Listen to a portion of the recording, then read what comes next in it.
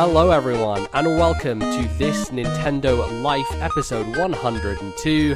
My name is NBZ, and I have returned to you to deliver good tidings of great joy. I don't know, we're getting close to Christmas. There have been some people out there who have been putting advent calendars in the shops. Bally, is Belgium in the Christmas spirit yet? We're in October, but has it happened yet? No, it's really warm here at the moment. It doesn't feel Christmassy at all. But, I mean, How would I know it's warm when I've been inside the whole time, bogged down in all the millions of games that are coming out right now, so... Absolutely, we're just buried underneath. So Bally joins me as always, but I'm not just joined by Bally. We're also joined by a special guest. For the first time on this podcast, Devon from the Emblem Cast has joined us. Hello, Devon. Welcome to the show. Hey, thanks for having me, NBZ and Valley. I have actually, I think I might have mentioned this when NBZ was on Emblemcast, which is a Fire Emblem podcast. Yes. Gotta plug that. But I think I mentioned it. I've followed NBZ just through Pokemon stuff on YouTube for years, and I remember God, what was it, 2014 or something now? Maybe 15, when the first episode of the old podcast, Now You're Playing with Power, first came out. So yep. I've known about it was this November show since 2013. 2013. Yeah, Jesus. Yeah. Damn. Long time now. That is a long time. So yeah, I as you mentioned I was guesting on your show. I don't know when that episode will go up, but I'm sure you'll get around to it at some point. Probably pretty soon. It'll probably be okay. Great. Probably be around the same time this one comes out, so that'll be good. Okay, great.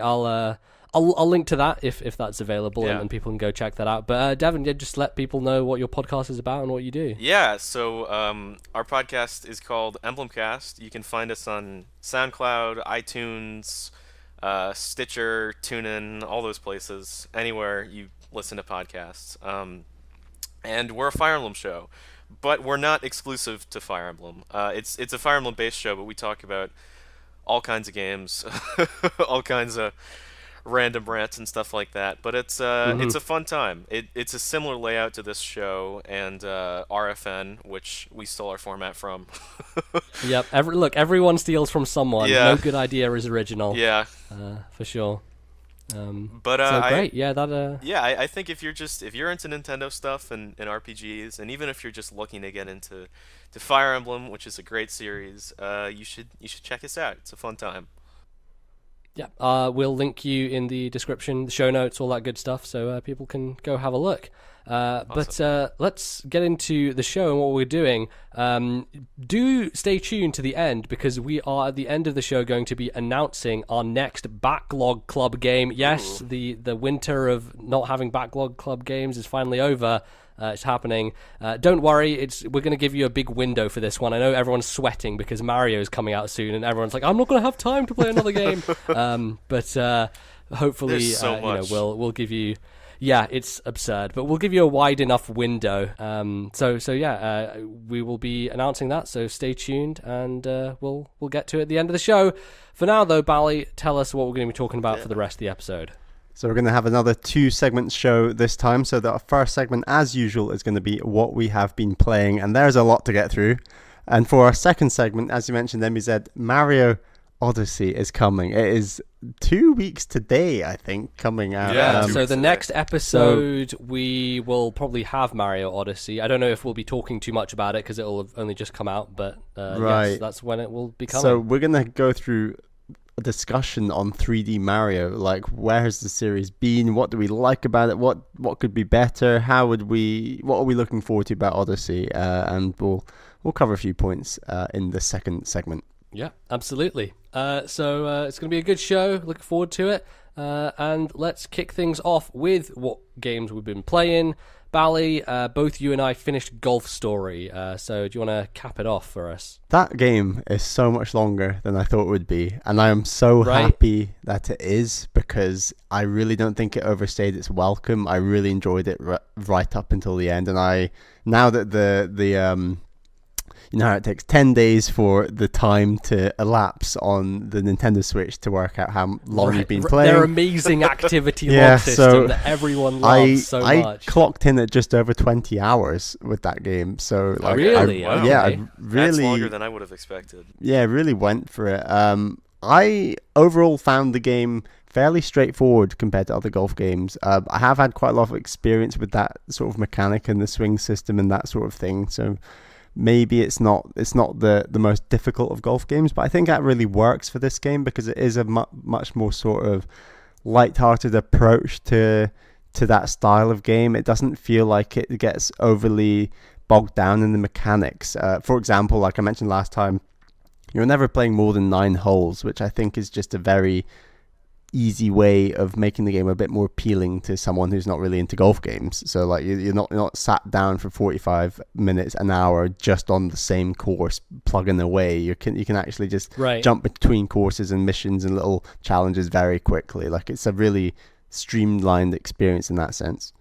Yeah, I agree. I think it was smart of them to make it on the easier side because especially for someone like me who doesn't have a huge amount of experience with the genre, I was able to get through it and have a bit of challenge at the end. Like I thought that final kind of face-off was actually tough, and I know you kind of like swept them under the rug, Bally, but I just squeezed in with like 1 under par to finish off my round. Yeah, it's the one thing I might say is that the end game gets a little bit too golf heavy in terms of like the main final courses area, because you're kind of challenged with collecting match cards from all the areas, and there's like 3 to go if you got to that point in the game, so you're kind of doing back to back like actual 9 holes as opposed to breaking it up with challenges and stuff like you had been during the rest of the game. Right. But aside from that, I think it's really well paced, and especially there's one area later in the game which I think is my favorite part, where it's kind of this murder mystery thing that's going on, and it almost plays like kind of a point and click adventure, where you're taking items and figuring out where to use them and that kind of stuff, and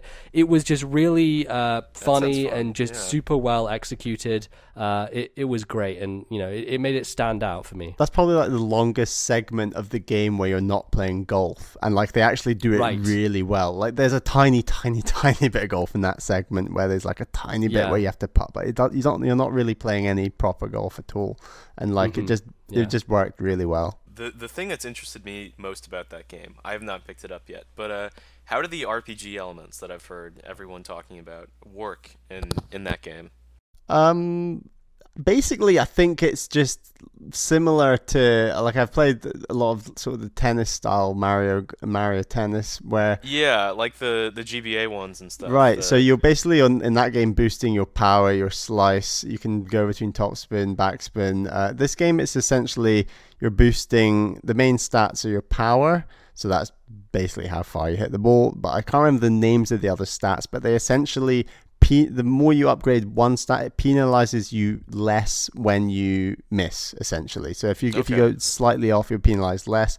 You've also got spin there. You've also got like one of them's the amount of your ability to bend the ball, like hook or slice controlled if you move the contact point of where you're hitting the ball. So it does get a bit technical in that sense, but there's nothing, as long as you're pumping in the stats into something, your player is getting better to tackle the more difficult courses. Like I don't think it's possible by and large to make a bad player. So it's not like and like many RPGs, it's just about choosing what you pump up. It doesn't mean it's necessarily that much better or worse. It's just your preference. I like that because that sort of progression and continuously getting better at the game is appealing to me.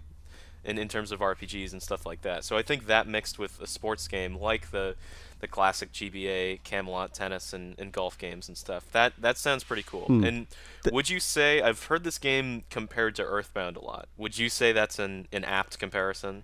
The overall sort of story and your reasons for what you're doing is very different to Earthbound, but on a very sort of local, basic level, and the way you interact with characters and the quirky, sassy lines they shoot at each other, I think it's quite a lot like it in that sense. And obviously, I think the art style is fairly Earthbound-like, but I don't think it's fair to.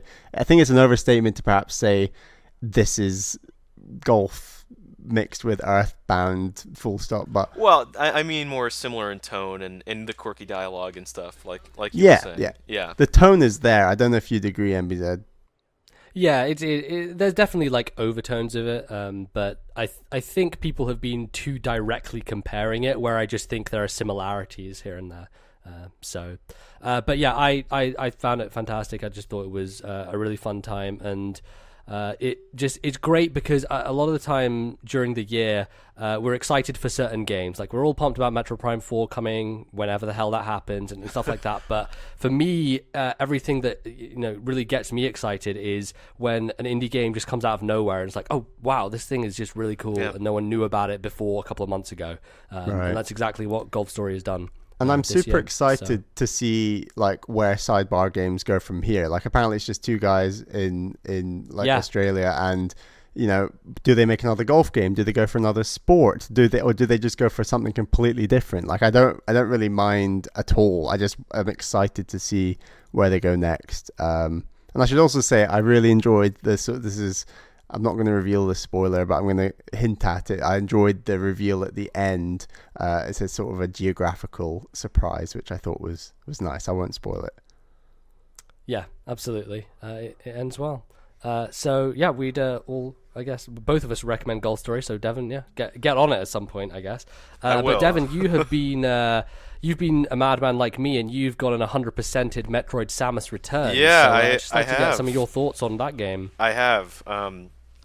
So I'll give you a little bit of background. I'm a huge Metroid fan. I would say, I'd say it's probably in my top 3 favorite series ever, which would probably be Zelda, Fire Emblem, Metroid. I've not played every Nintendo trio for sure. Yeah, definitely. Excuse me. I have not played every single game. I've not touched Other M, and I never will.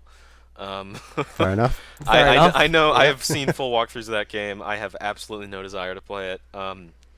I've also just for the sake of your thumb and the Wii D-pad, I just would say just don't. Yeah. Sure. No. And it looks bad.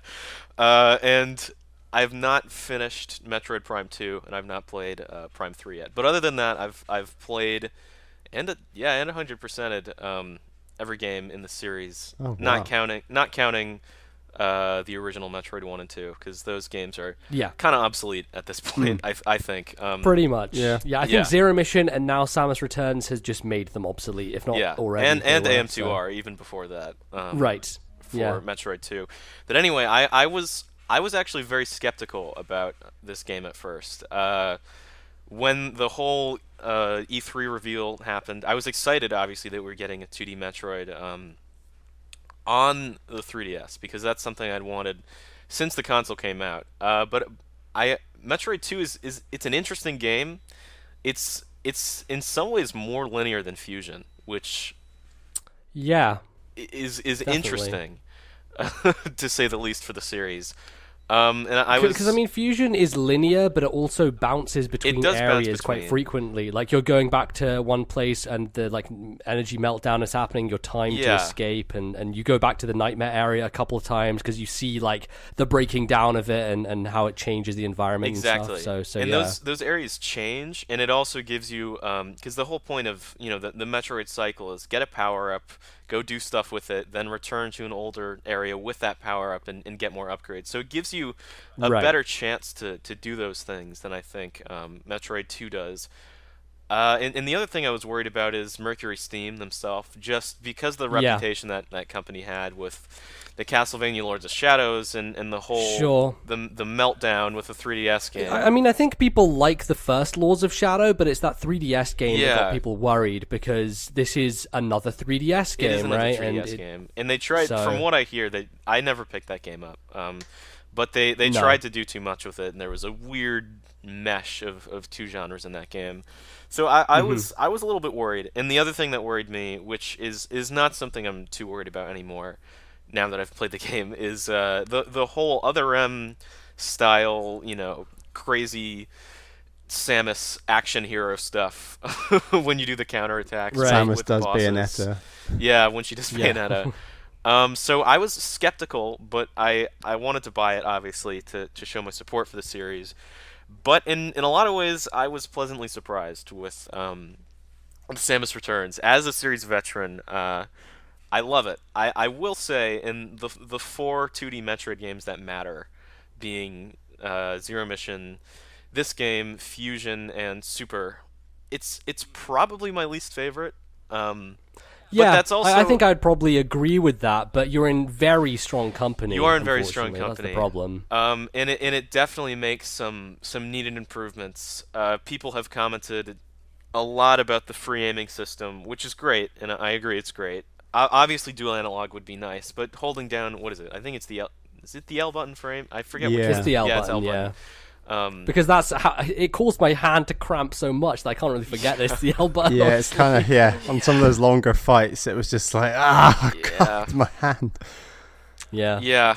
It's not ideal, but it works, and it's definitely something that is needed for this series. And the other thing that I was pleasantly surprised about was the Aeon powers, which I ended up liking more than I thought I would. When I first saw the scan pulse, I was like, oh, I'm never going to use this. I'm a purist, blah blah blah. But I ended up using it throughout the whole game.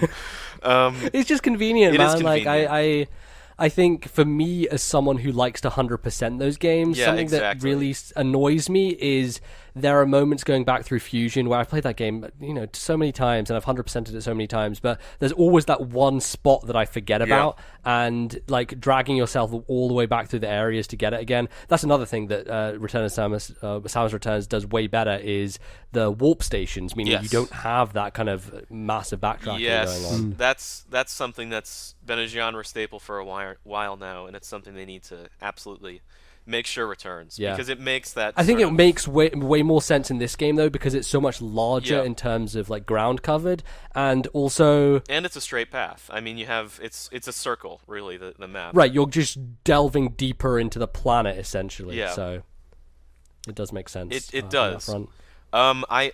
I still... Like I said, I did use the scan pulse a lot. I'm someone... So scan pulses replace map rooms, which have been a series staple in this series. Yeah. I think I prefer map rooms. I think you could have a compromise of sorts with these two kind of things. Instead of only scan pulse, you could maybe make it so that it doesn't show you what blocks are hidden or something like that, or it only shows you what blocks are hidden and doesn't reveal the map to you, because I do like map stations, just being able to get all that information at once instead of having to press A every time you get into a new... I mean, the interesting thing about Metroid map stations is it doesn't actually reveal everything. No, it doesn't. To you. Like, it gives you the bare bones, it and doesn't. then you kind of, branch off from there. So, and that's kind of similar to definitely. a game that I've picked up but have not played yet, which is Hollow Knight, which has an interesting oh my god, well. You need to play that game. Yeah, it is so good. I do need to play that game. I hope it comes to Switch by the end of the year, because that would be a game. They said 2017. I don't. There's way too much to play. Yeah, let's have it next year. Yeah. No, if only for the reason that I could fight for it in our top 5 at the end of the year. Right, yeah. It's the only reason. But absolutely. It's weird because, in all honesty, I think Hollow Knight is by far the superior game from a design standpoint when you're talking about these two games. But I enjoyed playing Metroid more, and I think that's just because I feel comfortable and at home with the movement and the power-ups and everything of Metroid. There's this beautiful fluidity to it that I just relax into. There is. And the thing I was pleased about more than anything is, for some reason, it's one of those things, I don't know if you guys felt this way. Seeing it in motion, on your 3DS when you're playing is so much different to seeing a YouTube video of it. Because the game looks slower than it is. At least that's how I felt about it. But I ended up really, really liking Samus Returns. But I think the problems with that game are more just in the structure from Metroid 2 and not from the design, because it's an endemic problem, really. Like, your 40 Metroids that you have to go after are kind of like, we kind of got to do this. And honestly, I think they could have got it down to maybe even 30 or 25, and it would have been a much better game for that reason. The game definitely gets bogged down in the I think the Gamma Metroids, the ones that really occur way too often. And they also, I think those are the ones that they also just, which was never a thing in the original game, and not a thing that AM2R did. either, which is they have them like run away and you have to go track them down, chasing them through and stuff rooms like is that. just That's just horrible, wasting time. It feels like padding in a game that's like already pretty long for a 2D Metroid. Easily the longest, I think. Easily the longest, yeah. I don't think it needed that padding. I got 100%, and I was at about, I think it's about 10 or 11 hours, which doesn't sound like a ton, but for a 2D Metroid, that's pretty lengthy, actually. Yeah, it's extensive, especially when you consider like some of the speedrun times that you want to get the good endings in Fusion and stuff are like sub 2 hours basically. And there's a couple things that I didn't like that they didn't include, which to me, the most fun power up in the entire series, and something that it's always been essential to 100%ing, and just something that's been just such an interesting world exploration tool is the speed booster, and mostly because of the Shine Spark ability, which allows you to access different areas and stuff like that. There's always been really cool sequences in all the other 3 games I mentioned before that, and it's gone in this game, and it's kind of replaced with an opposite power, which is slowing down time, which performs a similar function in some areas, but I don't think it's as fun. It kind of delivers the same idea in terms of puzzle solving, but it's definitely not as satisfying to pull off. That seems crazy that they didn't include that. And the other thing I have a problem with is there's some weird stuff that they just don't tell you about in that game. Like to get a couple upgrades, there's an essential ability where you have to use your spider ball, stay attached to the wall, and then use a power bomb, and it kind of performs a speed booster like Shine Spark ability there. But the game never tells you about it. No, it doesn't. It's very weird. I think that a lot of reviewers, when the game was in that stage, were like messaging each other trying to figure out what the hell to do, like how to get those power-ups, because no one knew. And I know you and I talked about this over Twitter a little bit, but there's such a weird curve of enjoyment in that game where I think the first maybe 2 hours really aren't that great. If you go back and read my Twitter feed after I played the first hour and a half, like it reads like I fucking despise this game. Yeah. Like it is incredibly negative, and by the end I'm like, man, that was great fun. Like it only builds on itself, and I think that's partially to do with Metroid's structure and the way that you gain more power and therefore don't need to rely on the stuff that they were forcing you to do beforehand. Like the melee counter almost goes out the window by the end. It does, and I think there's an over-reliance on it in the beginning, because more than ever in the entire series, for at least from what I've played, just your standard blaster, obviously it's never something great, because the whole point is upgrading it and making you feel more powerful and stuff like that. But enemies are just bullet sponges. Like they just don't go down, and the most effective way is just doing the melee counter, then pop one hit and they're gone. So there's a weird stop and go structure to the first couple hours of that game that I don't think works for Metroid, because the whole point about Metroid is flow, and that breaks the flow of the game. It might sound like I'm criticizing the game a lot, but that's just because I love the series, and I wouldn't have 100%ed it and finished the game if I didn't love the game. And it's still great, definitely. I mean, probably the best 3DS game that'll come out this year. And that's from someone who got a Fire Emblem game this year too. So yeah, man, Shadows of Valentia is really good though. It is I really enjoyed good. that game a lot. Yeah. But yeah, that definitely sums up a lot of my feelings as well. I think we're on the same page on a lot of that. Yeah. Only thing I want to say is I just want another one. I want a new 2D Metroid. Oh, I'm sure it's coming. The Switch needs one for sure. Metroid Dread, please. I need the Fusion sequel. It needs to happen. Yep. Absolutely, they teased it at the end. So, oh my god, and it was in development at one point too. It's crazy. Yeah. All right, so let's move on then, Bally, to the game that will devour everyone's time like a vampire. It's happening. Stardew Valley. It came out on the Switch, and people are in love with it, like people were in love with it last year. Even I went back to the PC version and was like, I'll just, pick this up again so I can talk about it on the show. Put another 7-8 hours into it, just dumped hours. It's ridiculous, that game, just each time. So, Bally, I want to get your impressions of this game, because you just picked it up and you've probably played the most of it. I mean, it came so quickly. It was like one tweet from I forget their name, Thingamy Fish Games, what are they called? Chucklefish. Yeah, they tweeted, they're like, oh, we got an announcement coming later today, oh yeah, Stardew's coming tomorrow. It was like, what? Yeah, so yeah. I downloaded it when it came out. I'm nearing the middle of summer of the first year, so I would estimate, I don't know, 8 to 10 hours in. I'm really sorry. I'm going to compare this a lot to Harvest Moon Friends of Mineral Town. And the way I see it, and this comparison has been made quite a lot on this podcast, but it's a bit like Mario Galaxy 1 and Galaxy 2. Like, Friends of Mineral Town really feels like that Galaxy 1. It's like, this is the format. It's really super strong. You're going to absolutely love it. But then Galaxy 2, it's like, it's not just churning out more of the same, it's evolving it, it's making it better, it's providing that same basic framework but making it just larger scope, more interesting and bigger.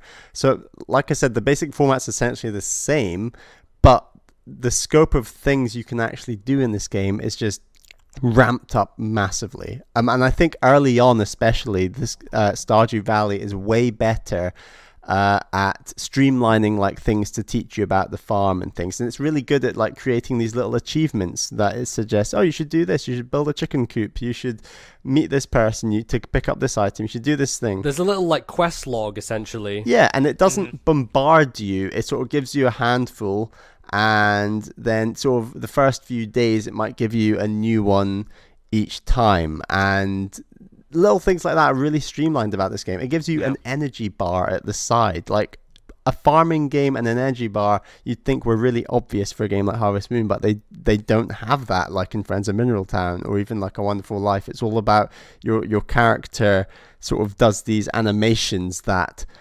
signal that he's struggling and getting tired, whereas this game you're like, right, the energy bar is falling down.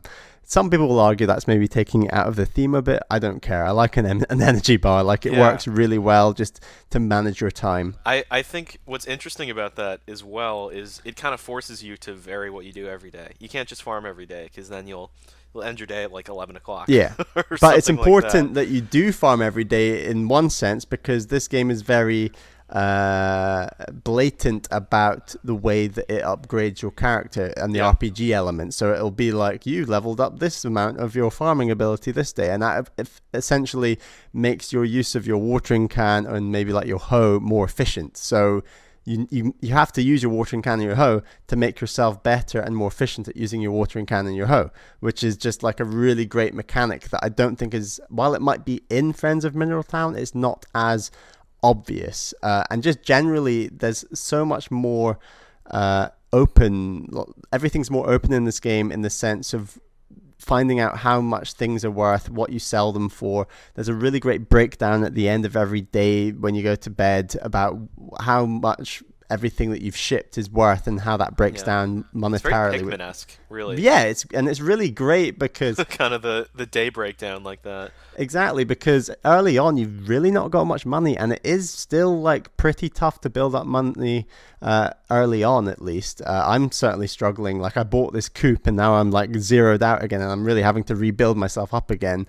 And like it's a very streamlined experience in that sense. I think that Harvest Moon I always loved it because of it, like, its relaxing music, and this game really goes for the music, and I absolutely love the music in this game. I think sort of some of those spring themes that I'm sadly missing now I'm in summer were awesome. I don't quite like the summer music as much, and just artistically the color really pops, and like the art design, that art style they've gone for works really well and looks a lot more vibrant than some of those handheld Harvest Moon games. Like, I just think it does those things better. How do you feel about the item management going on? Because as someone who played on PC, when I booted it up again, it seemed they'd patched it to add in a controller mode that basically allowed you to like move the cursor around instead of like rolling a mouse on the analog stick, which is what I was doing. And I turned it off because I played 70 hours of like moving this cursor around with my analog stick. So do you feel like it's streamlined and that you're easily able to like move things around and get things going? So you're making the point that on the Switch version you can move around the mouse using the right analog stick? No, on the Switch version it's basically just normal controls, isn't it? Right, yeah. I mean, I think the the controls for like getting between items is actually quite good. It works fairly well. There's a little few clicks here and there you have to get used to. But essentially, Friends of Mineral Town had you doing button combinations where you held L and then you scrolled through your items with B, or you'd hold L and then scroll through your non... How do I explain it? You got your tools to scroll through with B, and then you got your non-tools to scroll through with A when you're holding the L button. And while that sounds clunky, it also worked well. I think this game does its own thing, and it works well as well. I wouldn't say that it's not infinitely more streamlined in that sense maybe than Friends of Mineral Town, but it's got its own thing that took me a few days to get used to, but now I'm there, I'm pretty used to it. I think that I've struggled a bit with some of the moving furniture about and things like that, but I am getting there. And yeah, that stuff's pretty clunky, honestly. Yeah, I think it's difficult, and you're right, there are a couple of clunky things in the game, but they're really minor things for me so far, and ultimately I'll fiddle with my furniture when I've got a lot more money and I can actually just settle down with some time and have a think about how I want to lay out my farm a bit more. How do you feel about the kind of individuality that you have in terms of setting out your farm? Because I think one big difference from Harvest Moon is that here you can basically lay out your farm however you want, like decorate it, like decide where exactly every little thing can go. Do you think that that's the kind of freedom that you wanted, or do you prefer the kind of rigidity of the old kind of Harvest Moon games? I mean, I know that after Friends of Mineral Town, stuff like the DS version and beyond went into the more Stardew style of being able to decide where on the farm stuff like your coop is, and so that was something that Friends of Mineral Town was one of the last games to sort of keep that rigid structure. So I do like the ability to shift stuff around. And am I right in saying you can actually move stuff once it's built? Is that, or do you have to destroy it and rebuild it? Yeah, no, you don't have to destroy it. It was a feature that they added in a patch later down the road because people were complaining about it. But yeah, since I started playing again, I've moved a couple things around here and there because I wasn't happy where they were. And is that instant, or do you have to like wait for her? So you know Robin, who you go to build stuff? Yeah. You just go to her and there's an option there to move a building, so you can just move it. The only thing that you have to make sure is that there's no tiling beneath you. Just make sure it's just flat ground, whatever. Yeah. And you can just move it within those bounds as long as it fits and it works. So okay. Yeah, no, I think all that stuff I'm getting to grips with, and it's nice. I'm loving the idea of the community center, which is a very unique thing about this game. There's nothing...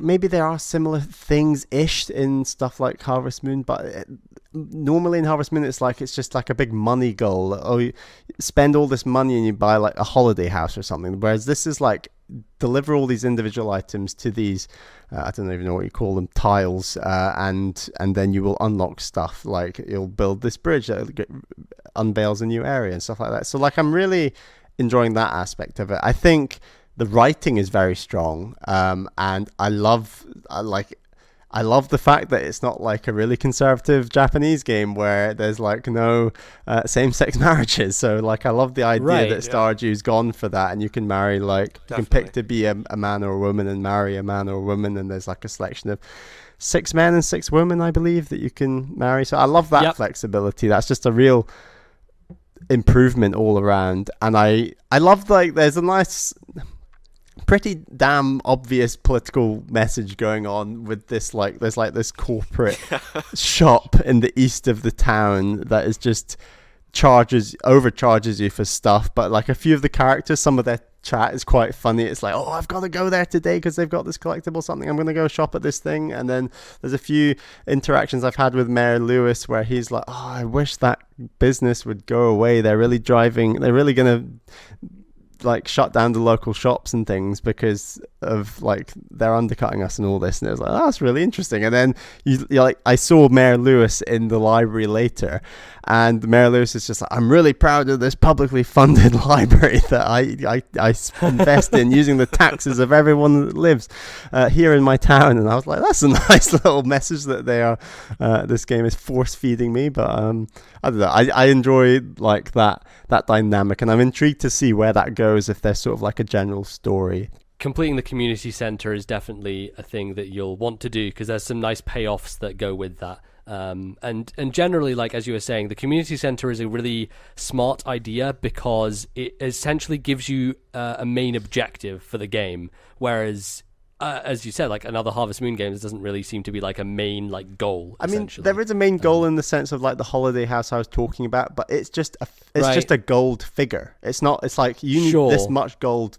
Boom. It doesn't matter how you get there, do it. Whereas the community center forces you to diversify a bit, and it forces you to really get into sort of the going down the mine. You have to engage with all the different activities essentially in order to complete it. So it's forcing you to be versatile. And then like you've been speaking to me over Skype and texting me about stuff, MBZ, like you can really sort of specialize your character later on to really focus on stuff like, I don't know, wine and cheese, and focus like what you're going to sell. And you can get like I always called it a class, and you were like, it's not quite a class, Bally, is it? Because you can still kind of do other stuff at the same time. And like I think that's another great evolution from Harvest Moon, that you can really specialize and make sure your character can diversify and make money in a huge number of ways.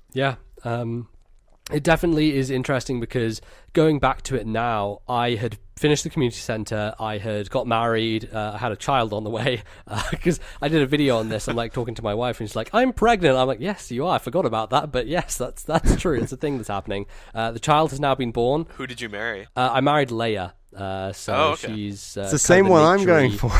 She's a fan favorite, I think. Yeah, well, yeah, she is a fan favorite. I don't know, when the game came out, everyone was going for Abigail because she was the gamer, so she had purple hair, and you know.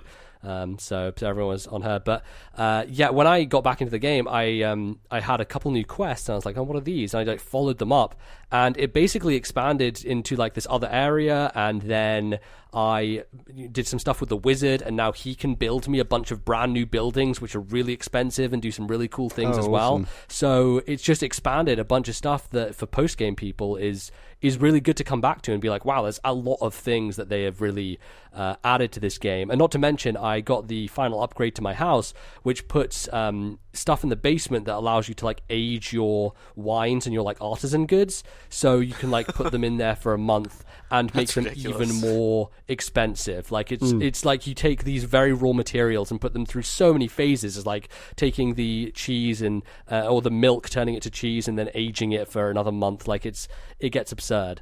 So there's a lot of depth here. For sure. Devon, you've started playing Stardew Valley. You got a little bit into it. How do you feel about it so far? Yeah, I have. So I've never been a huge fan of these kind of life sim games. I've never really had any experience with Harvest Moon, which I know this game is much more inspired by than Animal Crossing, which is the one that I've had a little bit of experience with. But I did get into Animal Crossing for a little while, and I had fun with it. And just playing this game for a couple hours and everything that I can see about it, this appeals to me a lot more. Just because it's a little bit more adult than I think those games are, which Bally was mentioning a little bit. The art style is just beautiful. It's very SNES reminiscent. It's so for sure. SNES. It's such a homey game, you know. It feels good to play it, and the music is fantastic. And I think all the things that this game lets you do, and the freedom that it gives you, which is more than games like Animal Crossing, allowing you to build anywhere and stuff like that, move your buildings, and just all the other stuff, fishing and combat and marriage.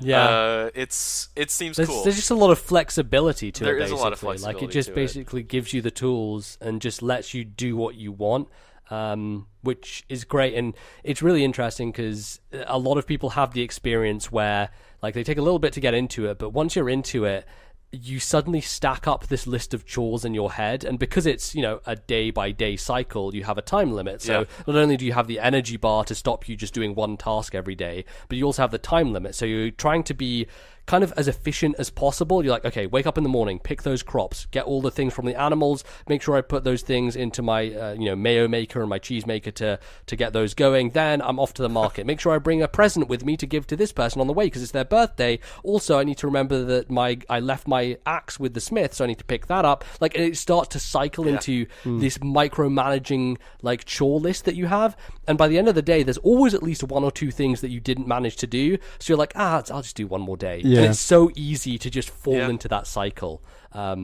It was even easier on PC because the save times are so short. Yeah, that's where I'm playing it. Whereas on Switch, I've heard it's like 30, 45 seconds for save times. But I don't know if that's affected you, Bally, in terms of going again and doing more. It's okay at the end of the day when like you're like, okay, it's just saving now. I don't really mind waiting 30 seconds or so. It's fine. But I was just going to say one of the biggest differences that hit me really early on, I was like, why is this day gone so quickly? What happened? Like, I don't understand. And then I realized time doesn't move when you're inside in Harvest Moon, whereas when you're inside in Stardew Valley, time just keeps going. So like you're only pausing time when you're in a pause menu or you like press the home button and you're having like a stop and a think about things. So that makes a huge difference where stuff like the mine, where you're inside all day perhaps, and you're going down loads of floors in Harvest Moon and time isn't passing at all. So you can like do an entire day's work, sort of drug your character back up on potions and whatnot, and then go to the mine and do a whole kind of session in the mine and then go to bed after that. Whereas Stardew Valley, like there's a lot more pressure on fitting things in, and I think that in that sense it's in many ways harder than Harvest Moon, partly as well because of the number of options of things. Like there's a real complexity to this game that someone who's already played Harvest Moon can really enjoy and be like, oh, I've got all these extra things to do. But the game, like I said before, is still really good at teaching someone who might not have played Harvest Moon, or like you said, Devon, who had played like Animal Crossing, and there are obviously links, but like you said, this game's, it's all about the scope, and it just pulls it off spectacularly well. I think one thing that it kind of reminds me of, and while gameplay-wise they're radically different, and I'm not super deep into Stardew Valley, but from what you were saying, NBZ, and from what I've played, I can see it getting there. It kind of reminds me of Persona 5, or any of the Persona games. Sure, yeah, you know? In terms of like the day-to-day. Just the micromanaging and stuff like that, trying to get everything done. Right. Probably not fitting everything in there. No, absolutely. I had that feeling when I was playing Persona 5 of, oh god, like I need to talk to this person, hang out with them today, and make sure I return the DVD that I'd lent out, otherwise they're going to charge me. It's definitely vibes with that for sure. I didn't even make that connection, but that's a good one, definitely. So yeah, there's still a lot of Stardew Valley to play for all of us, me included. So I'm sure we'll continue to talk about it on this show. But let's move on. Devon, you've been playing a game that I really want to play, but I missed out on getting it early on Vita, and now I can't get a good price on it anywhere. So I'm just going to wait for a digital sale or something. But you've been playing Danganronpa V3. The third game in the Danganronpa series, of which the first two games I have talked about on the show and have loved. I'm a big fan of that series. Those are good games. I know you are too. So you said you were a little bit into this game, but just tell us about it so far. I haven't had a ton of time to play it, or I've been procrastinating playing it. But sure. So this game, it's really interesting because for those of you who know anything about the Danganronpa series, there were two games, 1 and 2. Then there was a game called Another Episode, which was a midquel in between 1 and 2. And then they had an anime, which capped off the story of that series. So now there's V3, which I would assume it's probably revealed later in the game. But we don't know how far removed, before or after. No. Most likely after. They've said like this is a completely different place, not connected at all, and I do not buy their bullshit whatsoever. No, like there's no way. There's going to be because connections, I'm sure. Neither do I, because obviously this is not a spoiler. Monokuma shows up immediately. It's a killing game again. Blah blah blah. I mean, so clearly it has something to do with the plot of the old game. But I wouldn't be surprised if it's a little bit further on. Like this is not. This is just a prediction right now. I mean, I would not be surprised if it's 10 years later and some of the old characters show up or something like that. Sure. Yeah. But it's very interesting. The cast is definitely, it's a lot more out there than it has been for any of the other games, which is saying a lot. Yeah, because they do tend to stretch. Like, and Bally, do. the framework here is that all these students are basically the ultimates at something. Like, they're the best in their given discipline. So someone's the best swimmer, or someone's the best artist, or something like that. And the protagonist of this game is the ultimate pianist. And it's a female protagonist for the first time in the series, not counting another episode. Yeah, that's cool. Which is cool. I'm down with that. And her name is Kaede, or Kaede would probably be a better pronunciation. Yeah. You have to learn a lot of Japanese games to get into this series. Yeah. Sure. She's interesting because, at least compared to the protagonist of the first game, Makoto, she's definitely more of an actual character than Makoto just kind of being... Okay. I find him less to be... of like an avatar, essentially. Yeah, less of an avatar. I don't know. I like her a lot. She's been a little bit generic, but I mean... That's kind of just how protagonists go in these kind of things, and I would not be surprised if she gets more fleshed out. Which, for those of you who have played 2, the protagonist in that game certainly gets more fleshed out, and I think... Oh, yeah. I think he's a very good protagonist. Hajime's great. But the premise for this game is a little bit different than the other games. So this time, you are all juvenile delinquents. You are all... some kind of outlaw. We don't know how yet. At least I have not gotten to a point where some of these characters have explained how they're in this place. But once again, like usual, they're kidnapped. They don't know why they're there. But this time, there was... And these are gonna be light spoilers. Nothing you should worry about going into. But there is a dome around the school instead of the school just being locked. So it gives you a little bit more freedom. But I've wasn't there like a TV show about that where there's like this massive dome comes down and blocks everything? There off? is. It's called the Dome. Yeah. Okay. Right. Sure. It's very Simpsons movie-esque. Basically, yeah. You're right. Yeah. But there's a giant dome over it, and once again you're forced into performing a killing game, which means, for those of you who've not played, it's very kind of Hunger Games Battle Royale-esque, where there's 15, I think it's 15, no, 16 high school students, and one of them needs to be killed. So you have the option of killing someone, and the whole point is to kill someone. Then there's a class trial where everyone in the school tries to figure out who the murderer was. And if you're the murderer and you get away, so they convict the wrong person, then you get to escape. So and everyone else dies. And everyone else dies. Yeah. And it's really fun. It's a visual novel, but it's got a lot in common. A lot of people compare it to Phoenix Wright, which I don't think is always an apt comparison. But half of the gameplay loop, and certainly the most fun part of the gameplay loop, is these class trials. Have you gotten to a class trial yet? And do you know if any of like the mini games and stuff have changed? I'm just before that, but just from doing research on the game, there are some differences that they added. There's a bunch of new mini games. I think they changed Hangman's Gambit for the 3rd time, which is good because that game has sucked in every single iteration.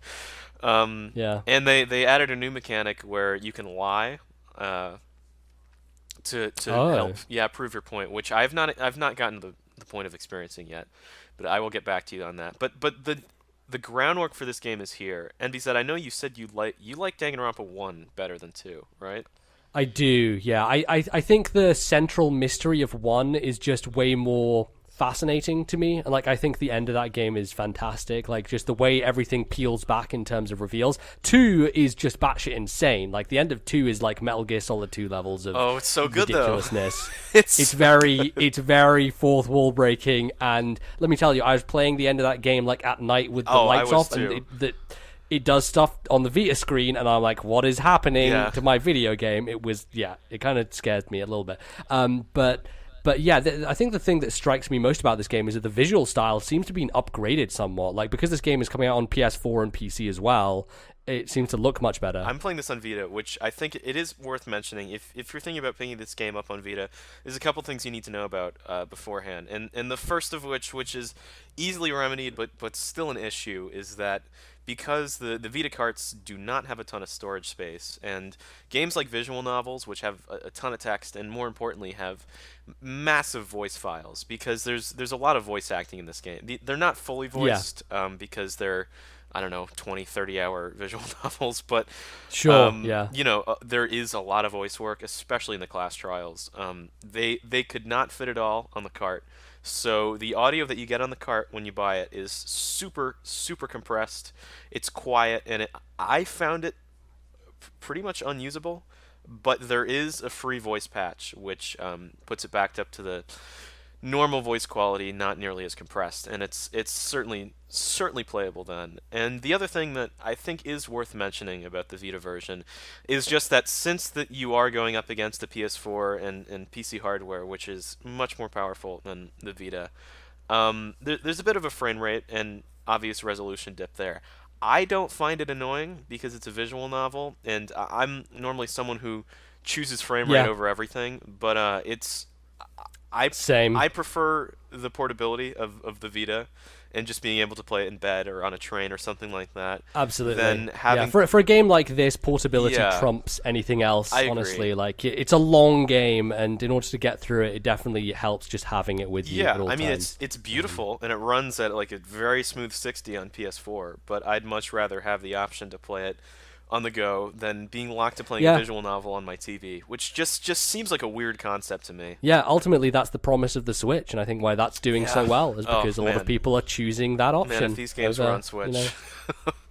Yeah, I really hope they bring them. It would, if only for Bally to be able to play them, because they are insane in a way that they are some of the most fun games I've played in a while. And this coming from they're a visual very novel, Japanese, they are but also like Japanese. Story-wise, I think you would be really appreciative. It's kind of weird. I don't know. To me, it's weird to call a visual novel like fun. It's more, I guess, enjoyable, or you get something out of it. But these games they're just fun as hell. Well, I really look forward to getting into it. It's something that I have to play at some point, and I will definitely get to it. Yeah, I think you'll enjoy it. I'm enjoying it. Yeah, I'm looking forward to it. So then let's move on to me quickly to talk about Super Mario World 2 Yoshi's Island, a game which Classic. I have repeatedly blasted on this show for making me motion sick. So many times. Yeah, so here's the funny thing, is there are like maybe 2 levels in that game that use that trick. Touch Fuzzy, get dizzy. No, it's not even Touch Fuzzy, get dizzy, which honestly, the first level that props up in, I messed up real bad. Actually, I think it was the second level. There's a level later on which is tough around like platforming and not getting hit by those, because it basically literally warps the platforms underneath you. It's not just a visual effect. It's like, no, it's going to slide you off this platform. It's pretty cool, though. Which is bad. Yeah, definitely. Like, and the thing I'll say most of all is that playing this on the Super Nintendo Classic is gorgeous. Oh my goodness, this game looks absolutely stunning. And that's just across the board for all these. You're getting me excited for when my Super Nintendo Classic comes in. Yeah, if you put it on a nice big TV and just enjoy, like, the emulation here is such a step up from stuff on Wii U. Like, I remember playing Super Metroid and Link to the Past on Wii U and being like, yeah, this is good. I really enjoy this. This looks great. And I was mainly playing on gamepad, but on the big screen, it was kind of dull and dark on the Wii U emulation. Yeah. And here, the colors are just so bright. Like, they pop incredibly well. Just looks absolutely gorgeous. So that's a big deal for a game like this, which is so heavily reliant on its art style. Like, there are these big, thick lines of, like, crayon drawings that really stand out. And they look like someone has just drawn them on. They're not, like, pixelated in any way. It's just... It looks fantastic, and Yoshi's Island is just a great showcase for that stuff. And it's interesting because the first kind of 2 games that I've finished now on the Super Nintendo Classic are both games that have never been re-released in their original forms until now, because I think people were, worried about the FX chip, right? With that's true. Star Fox. We've only gotten the Game Boy Advance version of Yoshi's Island. Yes, beforehand, I think. That's the version that you played, Bally. Yeah, I've played that game and I really loved it, and I after hearing your comments on like the SNES version, I think it's going to be the next game I play on my SNES Classic, because I love it. Like, I think it's the best 2D Mario game, even if you deny it's maybe a Mario game. I think it's just such a great game. Not World. I love World. that game. We have weird opinions on 2D Mario on this podcast. Yeah, we have weird. Well, I've played it, and I think it's a good game. I do too. But I'm not the biggest fan of 3. I think 3 is super overrated. Well, welcome to the club. Well, yeah. So MBZ's played 3, I've not played 3, and I've played World, and MBZ's not played World. So we're going to fix this problem soon. You should. I think, regardless of the fact that we've not played the other one, we generally have muted views on these games, perhaps. Yeah. No, I agree. I'm not the biggest 2D Mario fan. And we'll get to it, but I'm definitely much more of a 3D Mario fan than anything else. Sure. Yeah. So yeah, Yoshi's Island is absolutely a ton of fun. I think it surprised me in a few ways. First of all, like, there are little touches everywhere around this game that really stand out and show that kind of Nintendo polish of the era, and even today that, Nintendo constantly have like these tiny little flourishes that make their games stand out polish wise. Like, there are areas where you're kind of on this mud like substance, and you're kind of sliding down the mud, and just the effects that happen around Yoshi's feet when that happens, like the snow areas and the rolling of the snowball and that kind of stuff. Like, some of the boss designs. Yeah, I think the thing that stands out most to me is the softness of this game, and that's a hard thing to describe, but there's a lot of kind of gelatinous enemies and a lot of kind of like smooth gelatinous platforms. Yeah, like soft objects in the game that are very malleable, right? So you'll have the boss, which is like this big blob, and there's a heart in the center of it, and you have to like perpetually hammer it with eggs to open up its chest cavity to hit that thing.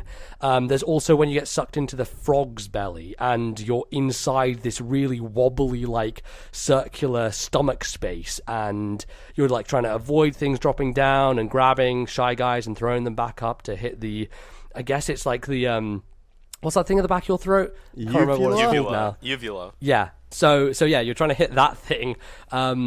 And it doesn't only look fantastic, but it gives this real tangibility to the world and makes it feel less like it's constructed and more like it's organic, if you know what I mean. Like there's a great sense of place when you put all those things in it, and it just keeps surprising you. Like, there are a lot of one-off mechanics that happen in levels, like the snowing, skiing part, should I say, is really cool. There's a bunch of other like individual moments that happen in that game. I actually pulled off the quick kill on the piranha plant boss, which I've watched people do for years because I've watched a lot of this game, and I just remember that point where you can like slowly advance onto the platform and just kill the boss before it even happens.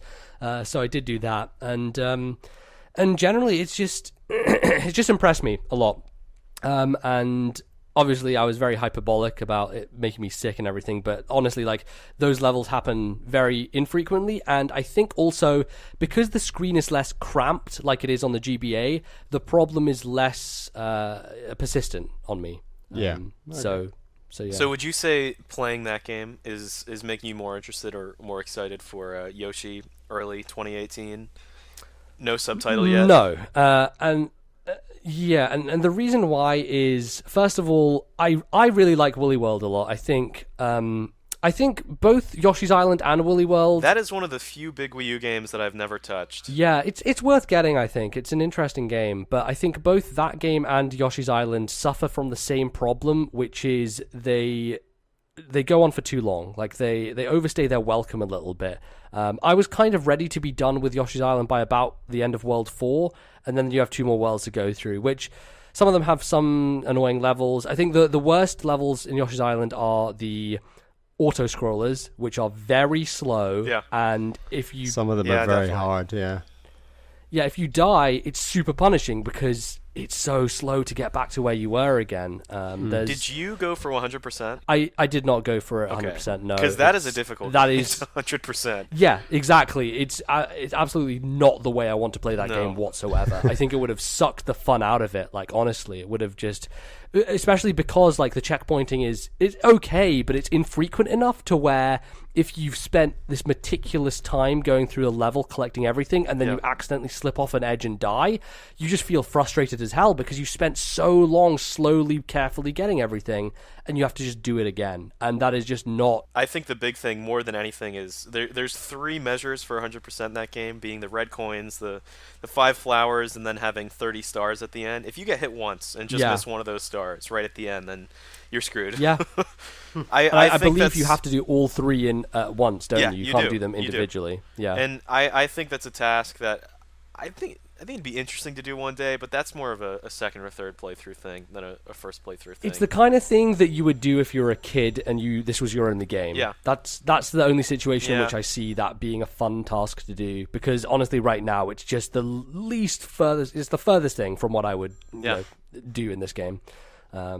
So yeah, it definitely maybe outstays its welcome a little bit, but I'm glad that I went through it and that I finished it. It's definitely a classic. It holds up. It just the thing that I always come back to with something like Earthbound is that it was always surprising me, and that's something that I hold in high regard. And Yoshi's Island does that more than I expected it to. That's what those Super Nintendo games do. A lot of surprises in them. Absolutely. And you've moved on to DK. Yeah. Yes. So someone in our Discord chat was badgering me about playing Donkey Kong Country. So I'm like, well, okay then, I'll play Donkey Kong Country, and I'll have more to say on that next time. But what I'll leave you with Donkey Kong Country is that game controls way better than it looks like it should. Yes, it does. Because I've watched people play that game a lot over the years, and it looks incredibly clunky, and the kind of like sprite design and the way they overlap with things seems like it wouldn't work.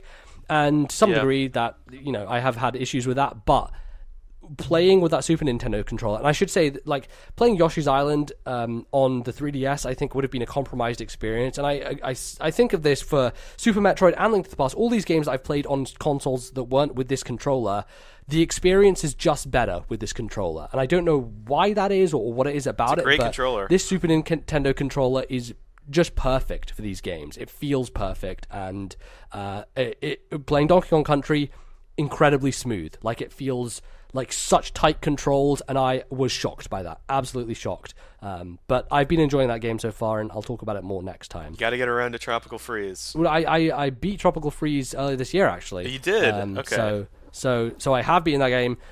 It was actually pretty high in our top 50 games. Yeah. So yeah. But I think I'm warming to Donkey Kong Country as a series a bit more at this point. Pretty great. Excellent. And I'm a big fan. Yeah. So before we close out, one last thing I want to talk about is Bye Boxboy, which we've had a long history on this show of the Boxboy games, of talking about them. Can't be TNL without Boxboy. Absolutely, it is. He's a beloved character that should be in Super Smash Brothers, and I will be campaigning for him in the next entry. The next Smash ballot. But yes, absolutely. Where's our amiibo? One exists. There is a Boxboy amiibo. You can buy it. That is a product on shelves. So yeah, I might get one day. Who knows? Might be one of the amiibos that I actually seek out, but unlikely because it's an amiibo. But this is the final game in the quote-unquote trilogy. There was actually a 25% off sale on My Nintendo, one of the few times that service has been useful. Actually, I don't even think it was on My Nintendo. I think it just got advertised to me that way. That's how I found out about it. But all 3 of those games are 25% off on the eShop right now. They're like £3.50 or something at the moment, so absolutely worth getting any of them. I really enjoyed this, and I think it's a cool wrap-up on the series. There's something just super incredibly satisfying about Boxboy to me. It's a game that I can just relax with, put a podcast on, and just figure it out. And I always like optimizing in that game, trying to do it in the least moves possible, like getting every crown. And I didn't do like all the bonus worlds this time around because I just wanted to kind of clear my plate. There's a lot of stuff coming out, but there's some really cool like one-off mechanics they throw in here. There's like a rocket box where it will basically, if you attach it to yourself, start like shooting you up in the air. So you can use that to like hit switches that are on the ceiling, stuff like that. There's a bomb box which you can use to just explode areas that wouldn't be touchable otherwise. So to like create spaces that you can move through. And there's like a teleporting box as well, which is a really interesting twist. So lots of like new different things they've done in this game that I think they probably should have done a bit more of in the second game, and I think that's why maybe Bally got a bit more burned out, was there wasn't enough new stuff in that game. And this one definitely ramps things up more. It freshens it. It gives us a lot of things to play with, and I enjoyed it. It's just one of those games that I am always going to be a fan of. And hey, if they released one every year, I would be up for playing it. They should absolutely do a trilogy version on the Switch, is what I'm going to say. That could be cool. That would be a good call. NBZ, would you say it was a fitting conclusion to the Boxboy lore, the Boxboy series? Yes, no, it's that you say that, but there's a surprising amount of story in this game. What? Like you're on a ship and you're like flying through space, and you're basically going to these 3 different planets to like rid them of like black goo or whatever. And yeah, no, I'm serious. I'm dead serious. But bit of Mario Sunshine in there. Yeah. Yeah, a little bit. But you have your friends like Tall Boy and female Box Boy, girl, Box Girl. God. Box Girl. Yeah. So yeah, everyone's favorite characters from the previous entries. Yeah. Oh, I know. They're in like my top 10 character lists ever. Absolutely. Yeah, so yeah, that's Bye Boxboy. I think it's a fitting conclusion, and you should check it out. It's cool. It came out this year as well, so it's another game that people have been missing out on. Yeah, you never know when we'll get another one too. May happen. Yeah, I hope they maybe evolve the idea a bit more. I'd like to maybe see a 3D Boxboy. That'd be a really interesting thing. But honestly, it seems like the kind of thing where it was made because of the budget constraint, and they kind of did what they could with what they had. I think they must have been. Hal must have been pleasantly surprised of how well that first game did. Because I remember, absolutely, a ton of people I talked to did the same thing. Because if you remember, just a couple years ago, that was just randomly dropped on one Nintendo Direct, and like it's out after the show. I'm like, wow, this game looks cool. I'll pick it up. It's like $5, and I ended up loving it. So. Hey. I actually remember listening to the Famicast talk about it before it had even been announced here, and it was called Hako Boy in Japan. I was waiting. I was actually anticipating it. So yeah. But I have not checked out the other 2, but maybe I will at some point. I think the third one's probably the best thing to go with, because it does change things up quite a bit. But in any case, that is going to wrap us up for the first segment. A lot of video games to talk about, but we did get through them all. And join us after the break, where we will be talking about Super Mario Odyssey and the 3D Mario games in general. Don't want to miss it. We'll be right back.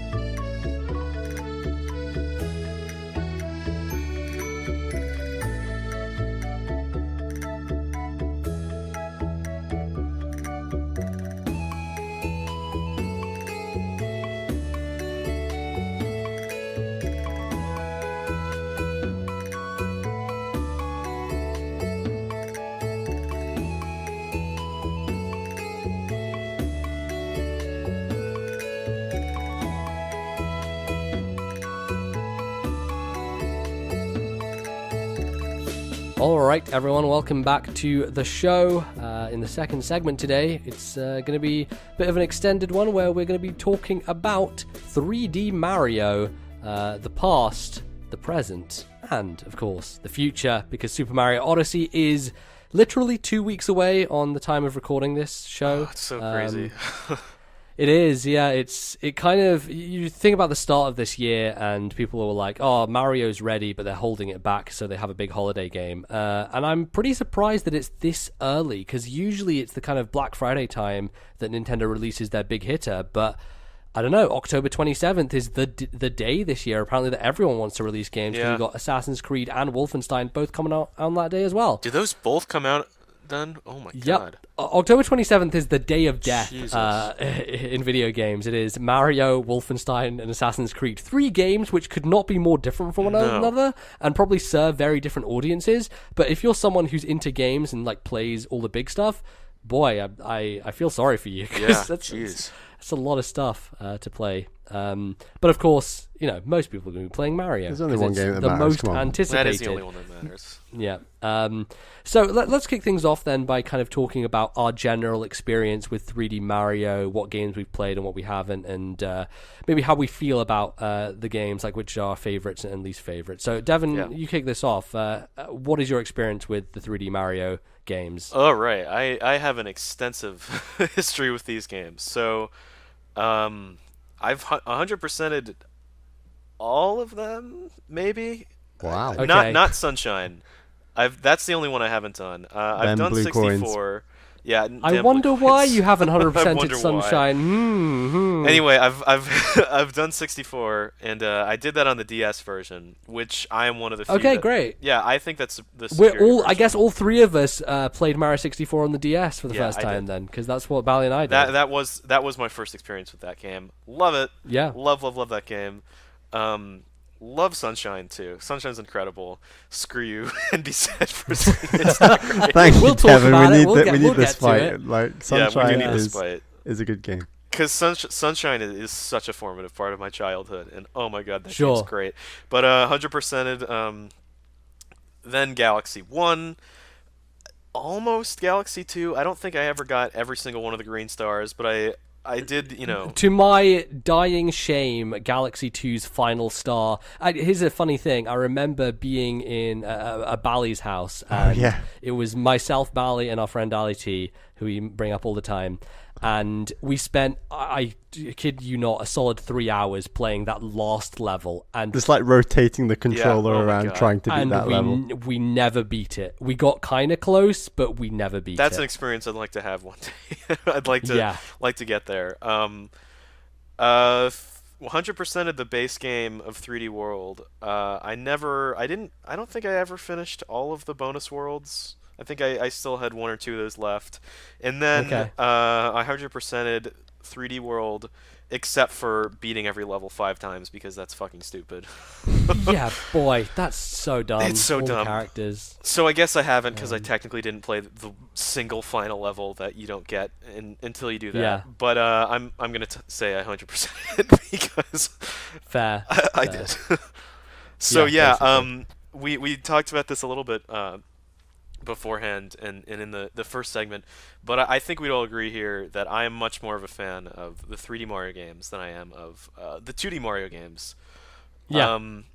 And even though I would say Galaxy 1/2, I really group those two together in my mind, is probably what I think is the best game in that series. I definitely prefer the open-ended and world exploration style level design of 64 and Sunshine, and I think the improvements from what we've seen of that design that came with games like Banjo-Kazooie and stuff like that they're adding in Odyssey, where it doesn't kick you out of the level once you complete a mission. You can do more than one thing at once. Will be great to that game's flow, and it's a good job they don't, because according to the Edge review of Mario Odyssey, there are almost as many moons as there are Korok seeds in Breath of the Wild. Oh so, my fucking god! That would be a bit of a nightmare if they kicked you out of the level. And when we already know there's like several different variations to each world, because there's like New Donk City, but then there's rainy action movie New Donk City and stuff. Yeah, I think that they have like day and night differences between the two, so that's how they handle it. Yeah. But yeah, out of those 3D games, would you say that like the Galaxy ones you rank highest, or would you say that Sunshine is your highest? Like, where do you fall in terms of favoritism? I'll do a quick ranking here. I'll say 3D World is my least favorite. Yeah. And I want to love that game because in some ways I think the level design is actually superior in that game to what it is in 3D Land. But just I think we all remember this, and I think it was the 2013 E3. They're like, "Oh, there's going to be a new Mario, blah blah blah," and then just everyone, actually, it might have been 2014, but everyone was just so disappointed when it's just yeah. HD That 3D first trailer for 3D World Oh my is God. among the most disappointing It is. reveals in Nintendo's E3 history. I think because people didn't expect them to just do a direct sequel to No. 3D Land, because 3D Land had just been a perfect idea for a handheld. It didn't seem like It was perfect for that system, but not for a home Yeah. console. And right, exactly. I think my biggest problem with that game is I feel like it kind of has an identity crisis. It doesn't exactly know what it wants to be. It doesn't know if it wants to be 2D, 3D. It's sort Yeah. of a weird in between. And I think the physics of Mario are something that you could talk about all day, because some people have big Sure. problems with how 2D Mario controls in 2D, which I think is certainly valid criticism. And games Yeah. like 64 and Sunshine, and as much as I love Galaxy, I would say Sunshine and 64 probably control better than Galaxy. There's such a freedom of movement. I think it's really to do with the amount of options you have in the move set more than Yeah, anything else. exactly. Like, Mario just feels very flexible in terms of what he can do. And he just, it feels like you don't do anything besides jump and occasionally long jump in 3D World and in 3D Land. And I think it works fine Yeah. on a handheld, but when you have that on a home console, and then you have dumb BS like completing each stage 5 times and hitting the top of the flagpole and whatever, Yeah. it's just nonsensical design to me. So then after that I'd go 3D Land, because that's a great 3DS game, works perfectly for that system. It's just the level design is so bite-sized. That's the thing I love about it most, is Yeah. it's just so easy to absorb that game. And honestly, it's on the easy side. Like, it's a pretty It is on the simple easy game, side. but there's such a joy to just going through those levels. You know, there's a lot of fun involved in that. So So then after that, I'd probably go, as much as I don't want to put this game here, I'd probably go Sunshine, just because there is much amazing, fantastic, interesting stuff as there is in that game. There's dumb BS with cut content and stupid blue coin BS, and 100 coin missions, which are 100 times worse in that game than they are in 64. yeah, they're way worse. Then after that, I'll go 64, because 64 is a classic. I mean, in many ways, I think the original version's kind of outdated, just control-wise and stuff like that. But the DS version's great, and it's not as bad controlling it with the D-pad as people say. I mean, obviously an analog stick would be preferred, but it's not nearly as bad as people say. Even just using the circle No. pad on the 3DS improves that experience. I mean, I think I was like 13 when the DS Yeah. version came out, and I beat that game pretty so did I. easily. Not easily, but you know, it was It's viable. a Yeah, launch we had a good title. time It's a with that. DS launch title.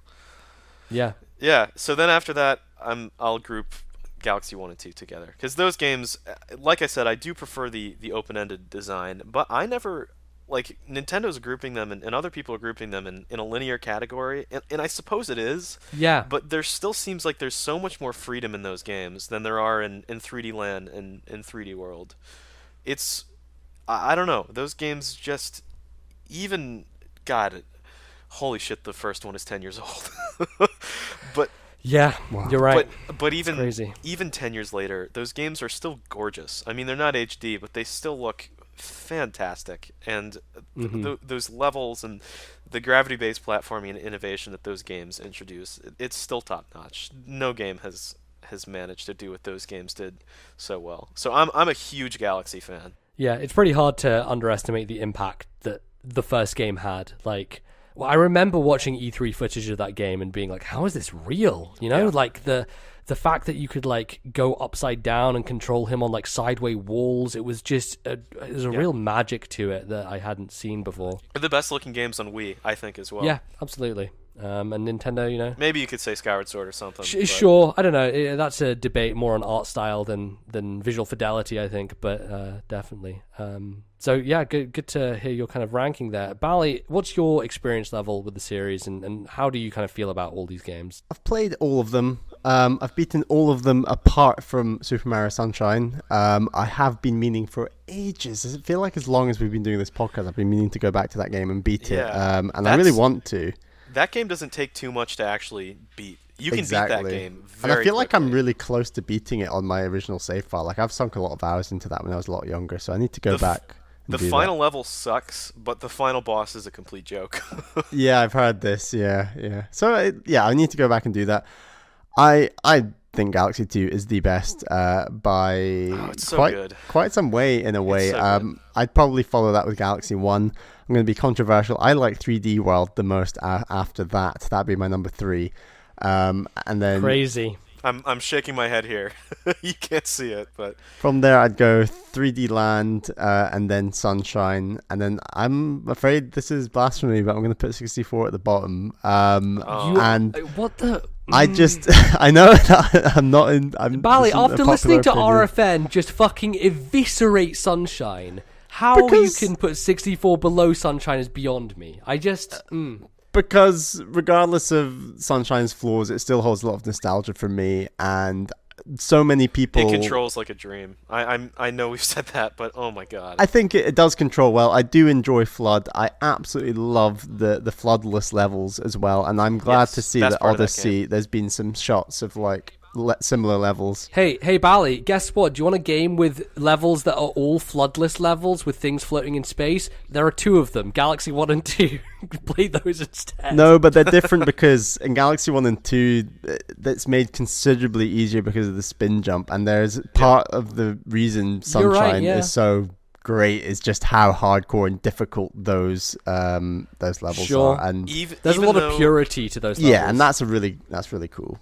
Even though the spin jump is much more limiting than the flood, just the way that Galaxy 1 and 2 are designed, there's very little that you can't, ascend without doing like a side flip or a back flip, wall jump, spin. Like you can get pretty much anywhere you need to go doing that way. Yeah, there's a cool variety of moves, and especially once you throw in the flood moves, like you can do a whirling jump that sprays water everywhere, or like you make a little puddle in front of you and do a belly flop into it, and then you just soar through the level. Like there's some really quirky stuff. So the highs of Mario Sunshine are really great. I completely agree with the lows. There's some really dodgy stuff in that game, and I'd love an HD remake. So.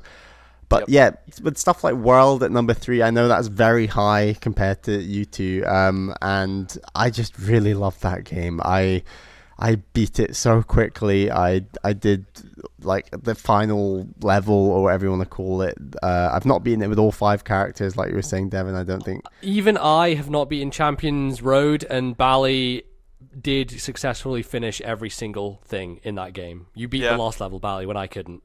Yeah, and I loved it. Like I think that game.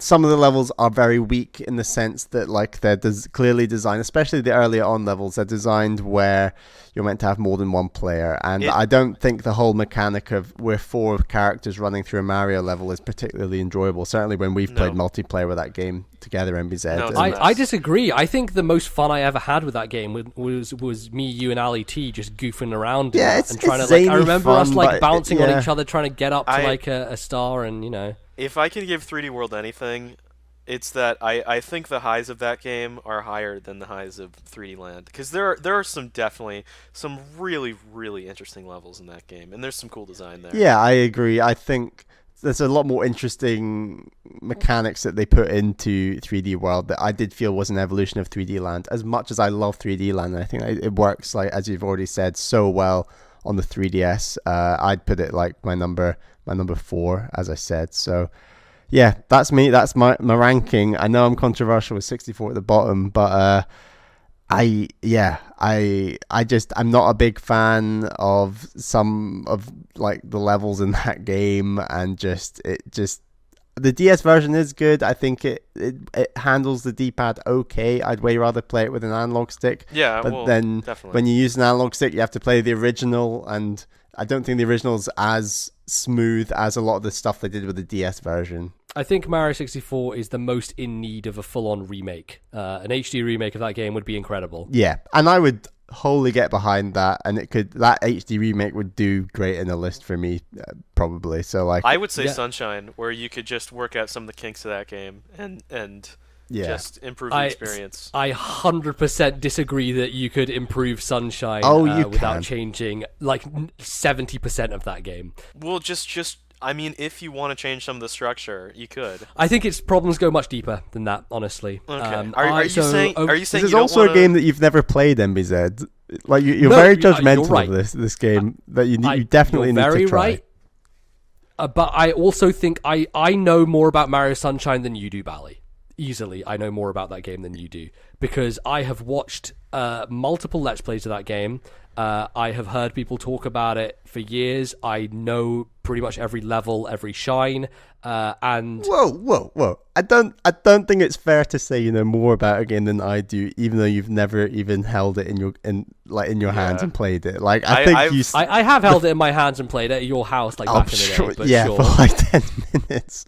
But that's not what this is about, Bally, right? It's about I have seen the bullshit that Mario Sunshine invokes, and having watched Giant Bomb for the last a couple of months play through that game, there's 68 shines in right now. And I would say that out of those 68 shines, maybe 20 of them were shines that I thought were well designed. Outside of that, I thought every other shine either had some bullshit mechanic in it that was unfun, or had something that was just clunky and poorly thought out and not structured in a way that a good 3D Mario design should be structured. Like, there are so many instances in that game of having to wait on something and being like, oh, like especially in the big level where you're on the railings and you're like going up high. If you fall off that, like, getting back up there is such a royal pain in the ass. Like, it is just it's clunkily designed on so many fronts, and honestly, the only things that are fun to watch them go through are those floodless levels where they have the flexibility to be more tightly designed challenges that have, goals and things that are much more direct, as opposed to the very kind of abstract and honestly, like, boring objectives, I think, of a lot of that game. It's just, and again, all this coming from someone who has never actually played this game, but from the outside looking in, I never ever want to touch it in my life. Having listened to RFN talk and how John Lindemann was like, after 8 stars, was like, fuck this game, I'm never going back to it. Like, I feel like I jive with them and that opinion, and also with the way that I've seen it portrayed by other people. And yeah, like, there's a lot of nostalgia for it tied up with both of you guys.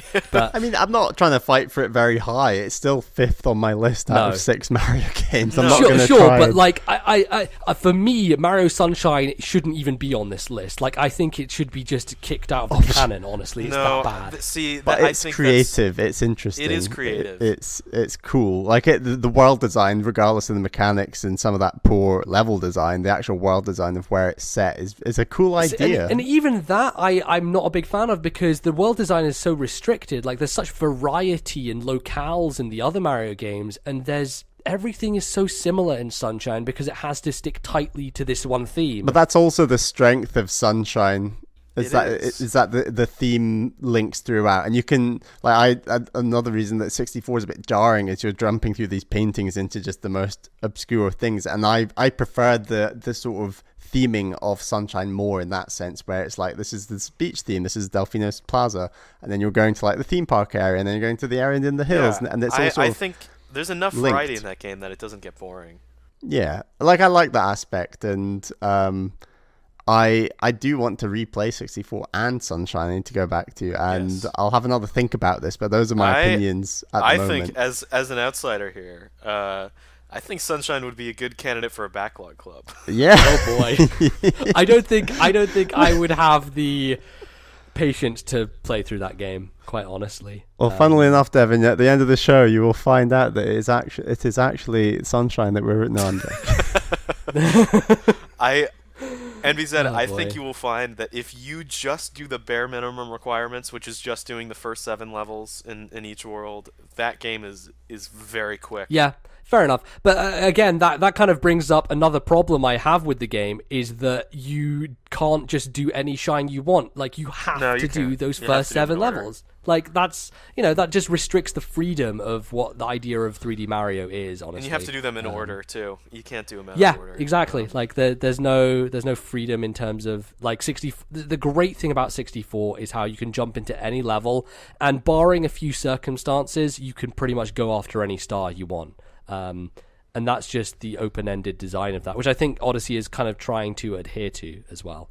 I would say But, because I have sunk more hours into Sunshine than I'd care to admit, but sure. I would say in many respects it's almost borrowing the most from Sunshine, just in terms of some aspects, especially like those hatless levels. I'll agree with you in terms of like mobility. It's definitely borrowing from Sunshine. You look at what you can do with the cap, like the abilities with that, like jumping on it over ledges, and like Mario has a moveset that is far more 64 inspired, but it also has the amount of variety you find in Sunshine. Yes.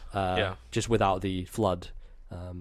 So yeah, and I'll agree. I think Sunshine, from a control standpoint, I think a lot of people are very positive on it, and I'm not going to debate that because again, I haven't touched the game, so I can't speak on how well it feels to control. But there is a huge amount of diversity in the moveset that allows you like this kind of creativity in terms of tackling platforming challenges.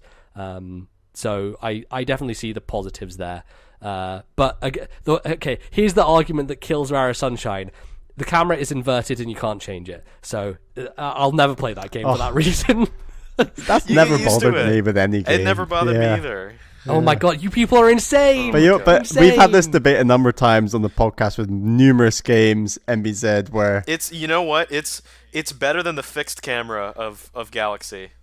Yeah. The other games. I'd rather have that. I strongly disagree. The Galaxy games are perfectly designed around that camera. The designer knows exactly where you want to jump at every time. No, there's a couple instances where turning having a free analog camera would be nice. Like looking at Mario as a shadow through a wall or something occasionally. But I was just going to say, MBZ, we have had like clashes numerous times on the podcast where I'm like, the controls feel fine, and you're like, no, it's horrible, and like you have a very precise. I'm very sensitive. Very exactly. Sensitive. You're incredibly sensitive if there's a control element that is just a bit out of place with what you're used to or something. So pretty much, this kind of falls into that category. Play it on Dolphin and change it. you know what? It's funny you say that because I have downloaded it on Dolphin at one point, and I did try it and do that. Yeah. It didn't feel right on the 360 controller I was using to play because obviously it's designed around GameCube. I could do. I don't actually have a Switch Pro controller yet. I'm keeping my eye on that Xenoblade one because that one looks pretty good. The hot so pink. That might be the one I get. Yeah, but it's also got like the blade across it as well. It's got some nice decal stuff going on. That game's going to be interesting. Not sure how I feel about everything I've seen from it. Yeah, no, we'll be talking about that. At least I will be talking about that on the show. Bally is he's JRPG'd out at this point. He can't handle it. I'm not JRPG'd out. I'm Xenobladed out, perhaps. Yeah. Sure, okay, fair enough. More accurate term. Yeah. No, just before we move on from Sunshine, you can't come at me with the camera complaint in Galaxy. I could put together a 10-minute clip show of Giant Bomb's issues with the camera in Mario Sunshine, and it is just a disaster. It's a fucking mess. Like, that camera is awful. It can get trapped inside stuff, right? I never had an issue with it, but maybe it's also because I'm speaking of a point when, I don't know, the Wii was probably the most current Nintendo system when I was playing that game heavily. So yeah, I don't know. Yeah, I don't know. When was the last time you played Sunshine, Devon? I played it a ton as a kid. I probably have not really picked up that game since probably like 2013-ish. So a long time ago. That's more recent than I expected. Yeah. Maybe your opinion would have changed that much, but as someone, for me personally, as someone who was like, oh yeah, I'd like to give Mario Sunshine a try someday, and now reliving it with the experience of having played other Mario games and seeing it through this lens. But you see, there's a difference between watching a Let's Play of it and actually playing it yourself. Yeah, of course there is. 100% I agree with you. But there are some things that are endemic to the design that aren't just to do with me watching it, but more to do with this is how it's laid out. I don't think there's any really excuse for the blue coin stuff. Yeah. It's not quite as bad as some people make it out to be, but the blue coins, it's really just his padding, because clearly that was rushed development, and it is a flaw. Absolutely. Yeah. I think some of the weird criticism comes into, the reward for collecting 120 shines, all you get is a shirt. It's like, I mean, all you got in 64 is fucking Yoshi on a castle and a sparkly jump. It's like there's never been, at least until Galaxy, there really was never like a great reward for completing No, this game. the reward is doing it for your own gratification, really. That's really what it's always been in 3D platformers. Yeah. But so my ranking would go something like, and this probably informs why Sunshine is so low, but I feel like I go more down the directed linear kind of tightly designed idea of Mario platformers, which is why maybe I'm a little bit more skeptical about Odyssey than some people probably. I'm very excited for it, but we'll get to that. I think Galaxy 2 is number one, without a shadow of a doubt. That is an exceptionally designed game, just on every front. Then I would go 3D. I'm glad we all agree there. Yeah. I think it's kind of hard to argue, honestly. Galaxy 2. I mean, I would argue one, but like I said, they're so similar in my mind. Like they're kind of inseparable. They are really inseparable. So then after Galaxy 2, I'd go 3D Land, because that stands out to me as, again, just a very, very digestible game that I just put that above 64. ran through. Huh. Yes, I would. So I'd go Galaxy 2 3D Land, then Galaxy, the original, then 64, then 3D World, and like at the bottom of a cave, Sunshine somewhere. So yeah, that's kind of how I feel. I really enjoy 64. I definitely think that it's a game that, as I said, needs to be remade, but ultimately there's just a great... There's a nice density to those levels, I think.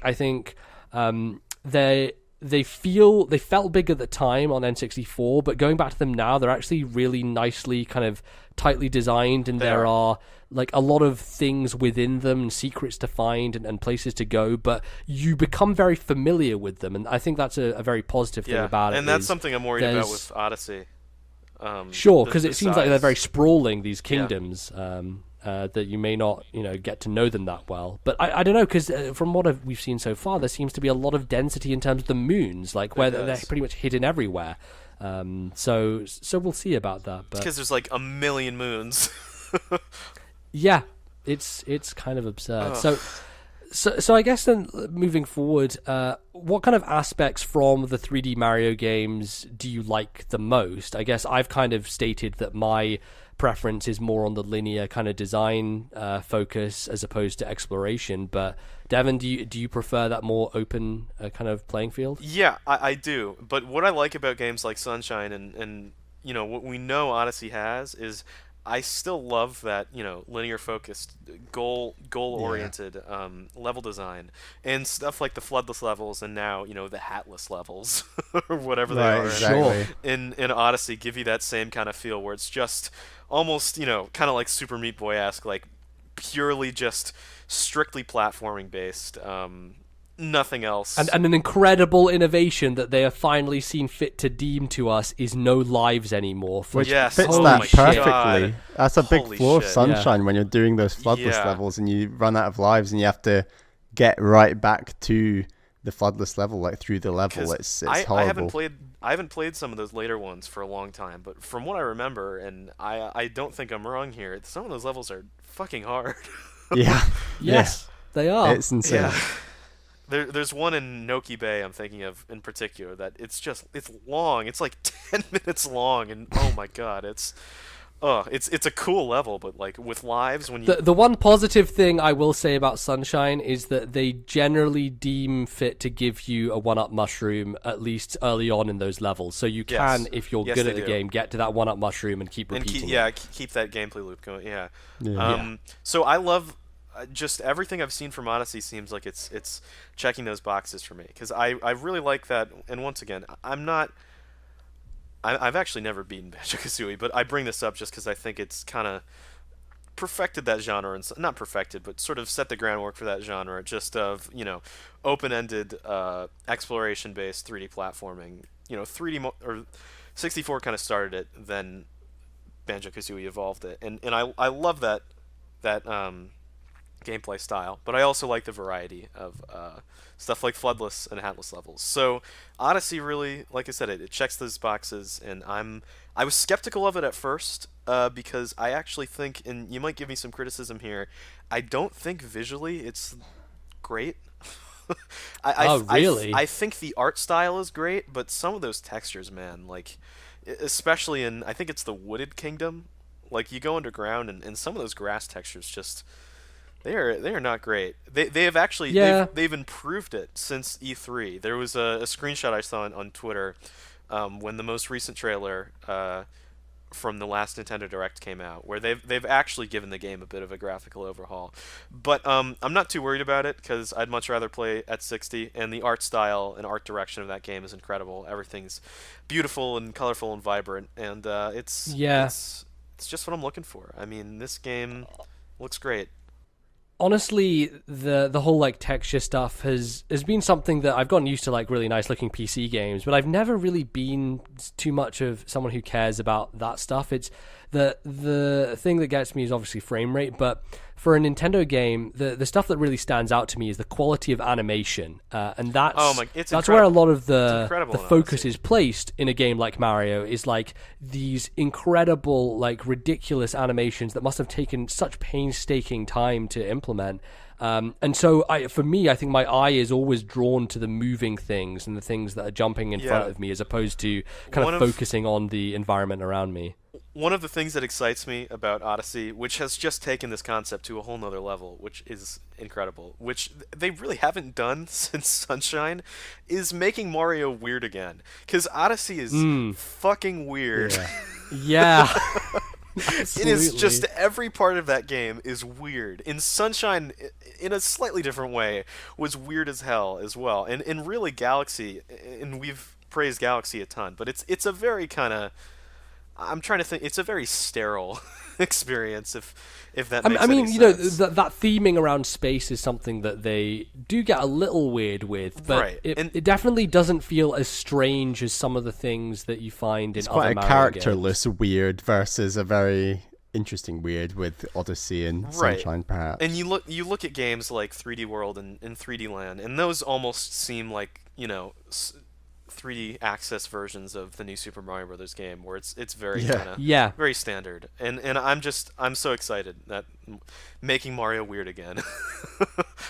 Yeah, absolutely. Bally, what do you find the most appreciable about the 3D Mario games, and what do you want to see in Odyssey that you could take from some of these other titles? Yeah, I think I'm in agreement with what we've said so far. It's that those games, and I think Sunshine does do this well, as much as this has just become the Sunshine conversation. But anyway, it's that combination of open expansive exploration where there's not much platforming, combined with those super linear, hardcore, I'm just going to be platforming. And I think Galaxy is actually, there's a lack of expansive worlds to explore. Yeah, there is. It focuses a lot more on the platforming and the more linear, narrow sense of things. And so far, what we've seen with Odyssey, the vast majority of it has been the really expansive stuff. And that's really exciting because they've complemented that with, like we've already said, these hatless levels. And like I'm interested to see like how many of those hatless levels there are and what percentage of the game they make up. And if it's sort of, 30-40% of the game, that really excites me. It would maybe make me a bit nervous if it's something as low as 10-20%, but I'm really hoping that as you get further with Odyssey, the first few areas you're experiencing will hopefully be a bit more straightforward, less platforming, more exploration, but then they can delve deeper into these more complicated, difficult, linear platforming style levels. What excites me about that as well is you have this incredibly creative capture mechanic, which allows you to traverse these open-ended areas in completely new ways that would have never been possible in other games. And it's I don't know. I am every single time I see footage of 3D World, every time I see footage of Odyssey, I'm like, I need to stop watching this, but I can't because it looks so fucking you do feel guilty every time you see anything. Yeah. It's very much like Zelda in that way, and I think for me, the game that Odyssey looks like it's pulling from most is honestly Breath of the Wild. It's a new Nintendo, baby. Yeah, the reason for that is that a lot of people in their reporting on the game have been saying that they constantly get distracted, right? The notion that you're not being pulled out of these worlds every time you find a moon means that you're constantly exploring this space and there's no interruption, which means that you could see one thing over on one side, just go off in that direction, and on your way there you can get distracted by 10 other things while you're kind of heading in that general area. And that excites me because my favorite parts of Breath of the Wild were just getting lost, just wandering somewhere and just coming across this is amazing place where it's around Tarrytown.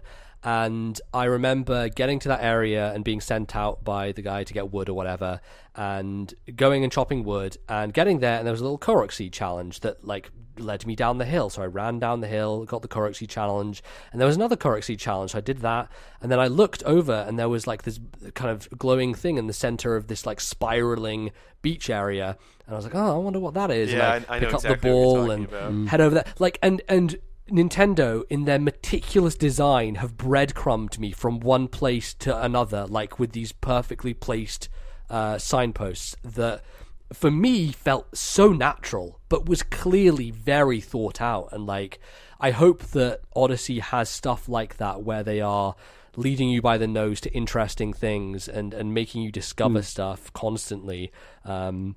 Because that is exciting to me. I think a lot of people have complained about the fact that there's in the open areas, it doesn't seem like there's a lot of focus on tight platforming, but honestly neither Sunshine nor 64 did that in those big areas. It was more about exploring the space and finding things. But I don't know, it's a bit more interesting because you have side quest things where Mayor Pauline will be find these 4 musicians, and they're just dotted around the place, and you just have to find them. Don't you even have a map in Odyssey? Isn't it the first Mario game to have a map? It's basically like a travel brochure in the way that it's packaged. And there are warp points as well, which is crazy. Yeah, which means that the areas must be quite big then. Yeah.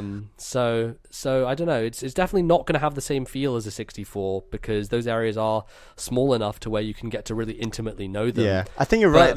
With the Zelda comparison, you might spend a long time in one area going, exploring it and doing lots of moons before you move on to another area, where obviously all the other Mario games are sort of in and out of different worlds constantly, whether that's Sunshine, 64, 3D World, whatever. You're always constantly doing different levels. Especially Galaxy, because there you only exactly. have 3 or 4 stars per world. Sometimes it's more than that. And it's a lot of bouncing about, whereas this, I feel like you can probably just sit in a single world for 2-3 hours in a gaming session and just collect loads of moons. I don't know. Yeah. That's just the impression I get. Yeah, it's interesting though, because I think ultimately Odyssey seems to be bringing together the best of both worlds from what I've seen so far. And what I mean by that is, yes, we have these big open areas where you have side quests and tasks and exploring and finding things, but there are moments where you'll go down a pipe and you'll find this little underground place where there is this designated platforming challenge that you'll have to undertake, and it may not be super long, but it is very much from that Galaxy design philosophy of, here's the thing, this is very directed, you need to just go in this direction and complete this gauntlet we've set out for you. And to bring in, we're going to talk a little bit about the Nintendo World Championship, but all the Mario Odyssey stuff that they did during that segment was far more in the Galaxy style of things. Where it looks so good though. Yeah, right. You watching John Numbers do that second area where he's flicking himself up forks and stuff up that. He just speedran it. It was insane. He did speedrun it. Yeah, it was crazy. But that's what I mean. That stuff is in this game, so it kind of caters to both audiences. Yeah. And here's a crucial question, and this game is made by EAD Tokyo. Are they going... I guess they're called EPD Tokyo now. EPD Tokyo. Are they going to... I don't know if that's their actual name, but they did have a restructure where it's EPD is the whole title now. But one of the best studios currently making video games, I think. Absolutely. Do we think that they are going to do the age-old mistake that EAD Tokyo used to make of always repeating boss fights? That is a big question, Bally. I'm glad you brought it up. I don't think so. I really don't know the answer. I don't think so. So here's the thing. There was a few people talking about excerpts from the Edge review. And Edge, a big British publication, they gave Zelda a 10. They have given 20 10 out of 10s in there, however long they've been around. They also gave Mario Odyssey a 10. And one of the things that someone picked out from that review is that this game has the best bosses in the entire Mario series. So, I think maybe Nintendo Bally... World Championship showcased that. I thought that boss fight was incredible. Yeah, it was very creative. Yeah. That fight interested me a lot more than the rabbit fights that we've seen in some of the trailers. Yeah, the rabbit fights definitely seem like they're more kind of Koopa Kid style things. What are they called? The Brutals? Yeah, they're like the evil wedding planners or whatever. Just ridiculous stuff. What a world it's funny because that Nintendo World Championship boss fight was both incredibly fresh and unique, and also the most fucking Nintendo thing possible. A head with it's two a big head hands. with two arms. Yeah. But they took that trope and then did something unique with it, I guess. That's the cool part. Yeah. And, ultimately that is what Nintendo do. Like, they take those ideas and they flip them on their head. Right. And they've done it for so many of their franchises and games and all that stuff. So yeah, I before we kind of close out, do you have any concerns about Odyssey? And what's the kind of thing both of you are most excited about? Devon, we'll start with you. Okay. I would say concern is, although I love games that have a lot to do, I mean, I don't think anyone loved that there were 900 core exceeds in Breath of the Wild. And I mean, I actually haven't gotten all 120 shines, I think, or shrines. Sunshine on the brain. Sunshine on the brain. I think I got 100, but I would like to probably whenever that story DLC comes out, I'll probably go back to that game because I have That's the a good Master call. Trials. Yeah, do some of the Master Trial stuff and get those last 20 shrines. But I absolutely have no desire to ever get 900 Korok seeds, even though I've 100%ed pretty much every other Zelda game I've played. Yeah, and you're really not supposed to, honestly. No, the reason there are 900 Korok seeds is so that every unique individual has the opportunity to find as many as they need to upgrade their stuff. Yeah. Like, that's why. Because there's no way to dictate where each player goes, so they have to cover all their bases, and ultimately every player will probably get around 100 or so, and that's enough for them to upgrade their own character the way they want to. Yeah, so. Exactly. And I'm one who likes to 100% 3D Mario games. I'm a little bit skeptical that it's going to be kind of crazy to do an Odyssey. Yeah. Like, how fun will it be to get every moon is the question. Yeah. Like, are they We'll all see. going to have some thought and design put behind them, or are some of them going to be just, and then do you do them all again as Luigi? Oh, boy. Where you slide a little bit and jump higher. Yeah, where you slide a bit. He's a green hat when he possesses things, so it's different. Yeah. No, and that was one of my biggest problems with Breath of the Wild, and that you have these 120 shrines, but I would say, and this is just a number off the top of my head, I'd say 40 of them are disposable. And yeah. I mean, we're gonna have a much bigger. I'm certain we're gonna have hell of a lot more than 120 moons in Odyssey, and how many of those are going to be disposable? Ones that are sitting there don't bother me as much because that just takes 2 seconds to go and get. It's ones that maybe, say, like Breath of the Wild, like maybe there's a combat arena and, you have to kill 4 Koopa Troopas or something like that. Yeah. Like, if you have to do that 20 times, then that's going to, that great after a while. Yeah. Honestly, though, I really don't see this team doing that. Like, the creativity that they have shown is something that I don't think they kind of resort to that type of design. No, honestly. They don't. You have to fight 20 of the same Gamma Metroids or something. They don't. And the one other thing that I am worried about in that game is, obviously we know there's a ton of content, but we have not seen a ton of worlds, and I would doubt if there are a ton left. And I would be they've been pretty open with, like, the spoiling of the kingdoms, for sure. Yes, and I am someone that would definitely prefer, instead of them to do these day-night cycle things and whatever variations of the world, like, oh, the desert's icy, but then you clear it out and it's hot and there's different stuff. I would much rather them devote those resources to a couple of new worlds and new themings, because we've seen how incredibly themed these worlds are. So I mean, it might be asking a little bit much, but more variety is always a good thing to me. But what I'm most looking forward to is just playing this game. Sure. And just simple but true. Seeing how it feels. We haven't gotten a 3D Mario like this in ages. And the capture mechanic looks like just such an interesting thing, and I'm really excited to use that. And the one thing that does worry me about that is the motion controls. But Yeah. I don't. Can you turn them off? Because I know you can use the Pro controller, but the Pro controller still is a gyro. So I don't really. In all the demos, at least from what I understand, it's been the two Joy-Cons in the grip. So I don't know. We'll see. Motion controls never bothered me in stuff like Galaxy, because that literally all you do is shake and point. It's not a big deal. But it looks like the way controls would be in this game, it'd be a little bit more involved. So we'll see. Yeah. But I am very optimistic about this game. I think Nintendo are really pushing their kind of one Joy-Con in each hand setup for this game. Yeah, they are. They are. And it's interesting because, like, a couple of things that I've read people have said that the playing portably feels compromised because you don't have access to that motion stuff. So I think people are maybe kind of positive on how it plays, but I don't know that that's the way I want to play that game. We'll see. Honestly, I'm open to it. I'll see how it goes, but we'll have to wait and see. We'll see. I'm so excited though. So excited. Bally, what about you? Any concerns with Odyssey and something you're most excited for about it? I am definitely most excited for... I think it's going to have the most unique and different and refined gameplay loop of any 3D Mario. Yeah, this is just so going to feel completely different. And I think that's also what I'm also most concerned about. Like, I think...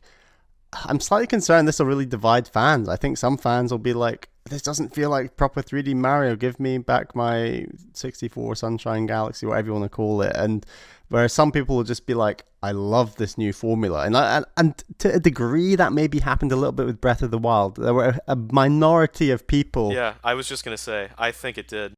Exactly, who were just like, I like what they're doing, but I need that traditional Zelda. And there were others, I would include myself, who just loved the new world and systems and really enjoyed everything they went for. And this game feels very revolutionary in that sense as well. And revolutionary, some just by default will always divide fans slightly. And I'm just a little interested to see how that'll do.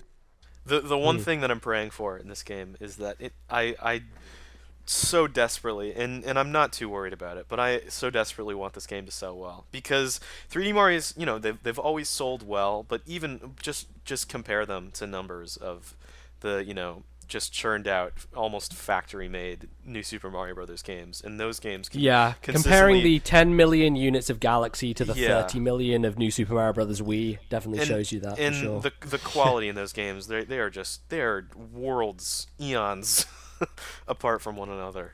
So I want this game to do well, so we can show Nintendo that we want more 3D Mario. I think with the momentum of the Switch and just how well Zelda has performed, as well as the excitement around this Mario game, I think it is positioned to do very well. I agree. And the advertising, more than any 3D Mario I've ever seen, has been incredible for this game. All the advertising has been great. Like that ridiculous live-action Japanese trailer, New Donk City. That's really cool. So Did you see that, Bally? Hey, you know, it worked. Like, weird, stupid advertising like that worked incredibly for Splatoon. So I have a feeling it'll do the same for Mario. People still know you're a squid now, you're a kid now. So, can't get it out of your head. Can't get it out of your head. It's just stuck in there.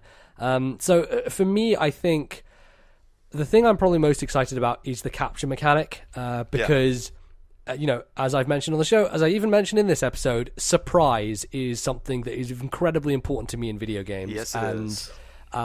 The notion that there are just so many possibilities to try your hat on and to see what weird thing they've come up with. Throw at everything. Exactly. Mm-hmm. Just get out there and experiment. And that's the thing that I want to see the most, is like, what are the weird things I'm going to be doing? And some people have expressed concern about it because they're like, playing as a Goomba doesn't control as well as playing as Mario. But you don't play that long for a Goomba, which is... And you're not exactly platforming as a Goomba. It's going to be doing something else. It's going to change the style of gameplay. It's just a quick, segment to to give some variety to the gameplay, which is why that does not scare me. But then you have more interesting capture power-ups, like that crazy flying dinosaur like we've seen, or like the one that we've seen in the Seaside Kingdom, which really looks interesting to me, where you have those weird like water octopus things where you can You're saying too much. You're saying too much. Oh, I'm sorry. I'll stop. I'll quit where I'm ahead. It's just very exciting. All the things that you can possibly do. So that's definitely my biggest excitement point. And I think you can concerns... BBM in the Mario logo. Oh boy, what other game could you do that?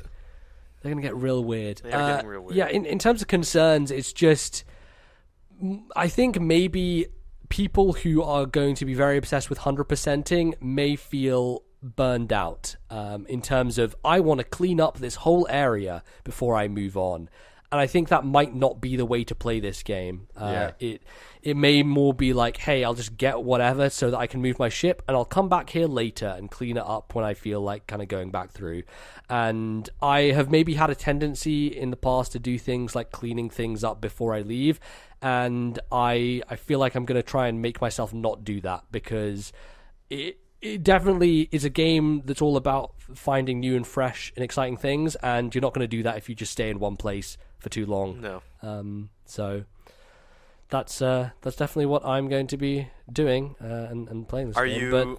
Are you excited to possibly go? I mean, this is just speculation, but there's decent evidence that we might return to Isle Delfino in this game. So NB said, will you stop playing if we do? Yes, I will. I'll I'll eject the cartridge from my Switch and flush it down the toilet. That should not be. I'll not be on my Switch, and I will not have it. I mean, in the same way they referenced, I can't remember the name of the level. That's right. They had Throwback Galaxy in Galaxy 2. I was going to bring that up in terms of a Mario 64 remake, because we've already seen such a great rendition of the Thwompland from 64. Exactly, that stuff would be great. They had the one shineless level in Galaxy 2 as well. I don't remember which one it was, but they do have an exact copy of that one floodless level from Sunshine. Right. So yeah. That's a good discussion we've had there. Some heated debate, of course. It's always spirited and good to have that. Yep. Bally and I are no longer friends with NBC. No. Podcast is over. This is the last episode. Sorry. No, that was great, and we're all just very excited for Odyssey. It's so close now. Can't wait. Yeah, we'll hopefully be talking about that. I don't know if it will be next time, but for sure the show after that there'll be a lot of Odyssey talk. So be prepared. Can we mention how I think it's ridiculous that people in March were worried about the Switch because there's no games coming out for the thing.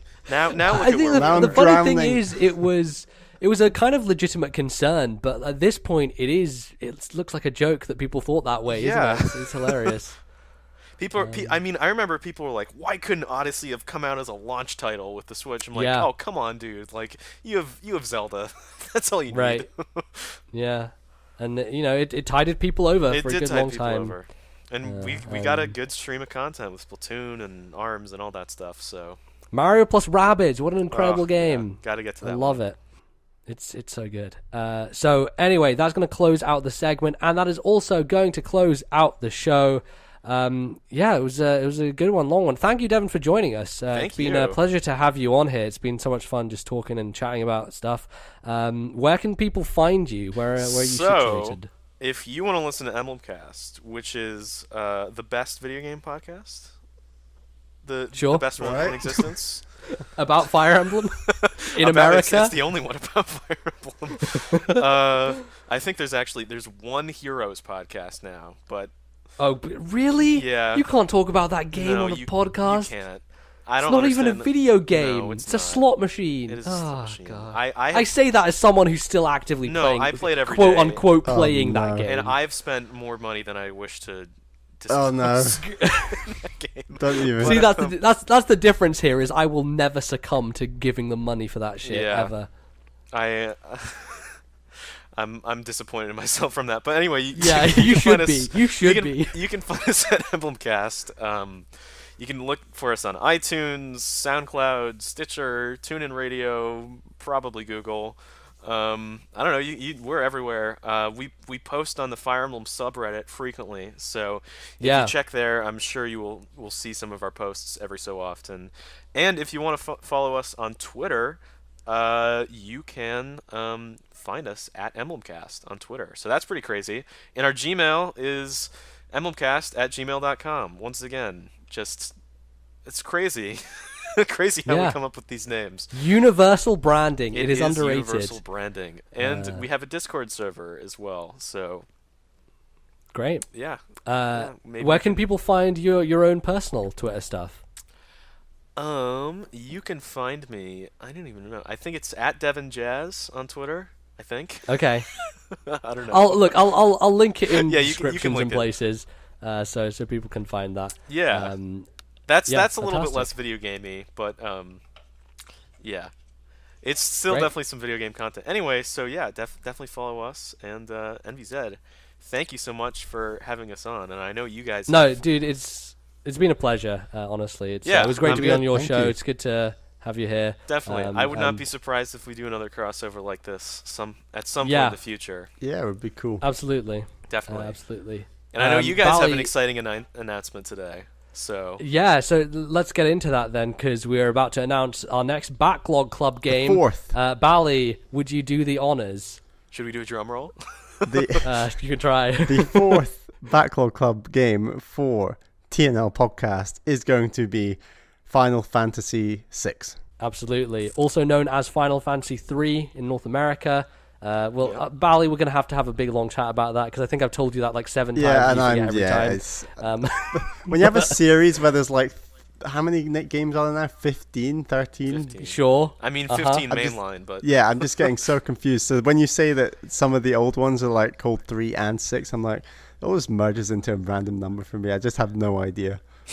Well, Bally, we're going to begin your Final Fantasy education with what some people say is the greatest game ever made. Yep. So I think it's a pretty strong Backlog Club game. It's on the SNES Classic, so there's full access there. And it must be on the Wii U eShop, so you can get it on there. No, it's not. It's not. None of the Final Fantasy games are on the Wii U eShop. Whoa.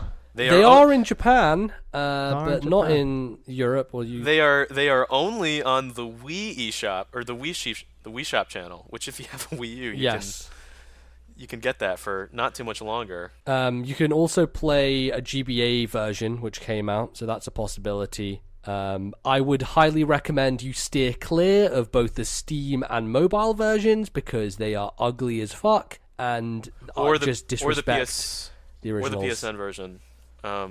Right. Not a good way to play you can play the PSN versions, but they do have bad load times. That's generally across the board with those PlayStation versions of those games. Yeah. There's actually quite a lot of ways to play Final Fantasy VI if you want to participate. But I'm sure there are a lot of our listeners who've already played it. But in case you haven't, this is a good chance to hop in. So we'll be taking emails on it, all that good stuff. You can send those emails to our email address, which is Bally. ThisNintendoLife@gmail.com. That is ThisNintendoLife@gmail.com. Look at that universal branding as well. Yeah, you gotta love it. Gotta love it. We don't have a set deadline for this right now because, again, it's crazy stuff happening. Odyssey's coming out and all that stuff. It's likely end of the year or start of next year. We're not not sure yet. Yeah. But it all depends how long Odyssey takes. Right, this is a big game as well. It's like 35 hours, so we want to give you ample time to be able to play it and to give us emails and feedback and all that stuff. And you can also leave your feedback in our new Discord server. We have now set up an area where you can both post emails, and we'll also set up a channel where you can discuss the Backlog Club game for the duration of while we're playing it. So head over to our Twitter account, which Bally will tell you right now, and you can find that Discord link. Our Twitter account is @TNL Podcast. That's @TNL Podcast. And yes, the link to be invited into our Discord server is pinned to the top of that Twitter account. So make sure you check that out. Hit the link, and you'll be in the Discord server. And then, like MZ said, in the Discord server, we're going to do a new channel just to talk about Backlog Club, Final Fantasy VI, and then we've also got a new channel to send us in emails. And one more point on the Discord server, if you want to your email or your message to be read out on the show. Let us know what you want us to call you on the show, and it also helps if you tell us where you're from. Absolutely. Bally, the number one stalker, continues his efforts I love to find out where everyone and is get situated. ready for the next Backlog Club after Final Fantasy VI, which we've already announced is Sunshine. Yup. Coming sometime in 2025. Anyway, you can find Bally and I on Twitter as well. I am at Lordnbz. Bally, where can people find you? I'm at Ballyman91. That's BALLYMAN91. Absolutely, we're just tweeting a bunch of stuff all the time, and you can find this show in many places. We're on iTunes, we're on Stitcher, we're on any place good podcasts are sold, apart from Google Play, because they're still not in our country. Are they not? Google? No, they're still not in the UK. Wow. I don't know what the shit they're doing. That's crazy. But do people use that thing? No, maybe. I don't know. Look, here's the thing. If you use any podcast app, you can probably find us, because they all draw from iTunes anyway. It's just one big pool. I use what is it called? It's a really good app. I use Pocket Casts. I do as well. Yeah, that's a good one. Android Pocket Cast is excellent. I'm on the good old Instacast. Yeah, Okay. it's an old app, that one, but still chugging along. Chugging away. If it ain't broke. So yeah, none of us actually use iTunes, but No. we all basically get podcasts from iTunes via those apps. So it's very easy to do. And if you do have time and you enjoy the show, all that good stuff, the best thing you can do is review us on iTunes. Absolutely a great thing to do, and just takes a little bit of your time, but helps us immensely. Helps people find the show and know that it exists. So with that, we're going to close things out. Thank you again, Dan, for joining us. I'm sure we'll have you on in the future. And until next time, it's 2 weeks until Super Mario Odyssey, people. It's going to be a fun wait. My God. We will see you on the next episode of This Nintendo Life. Goodbye.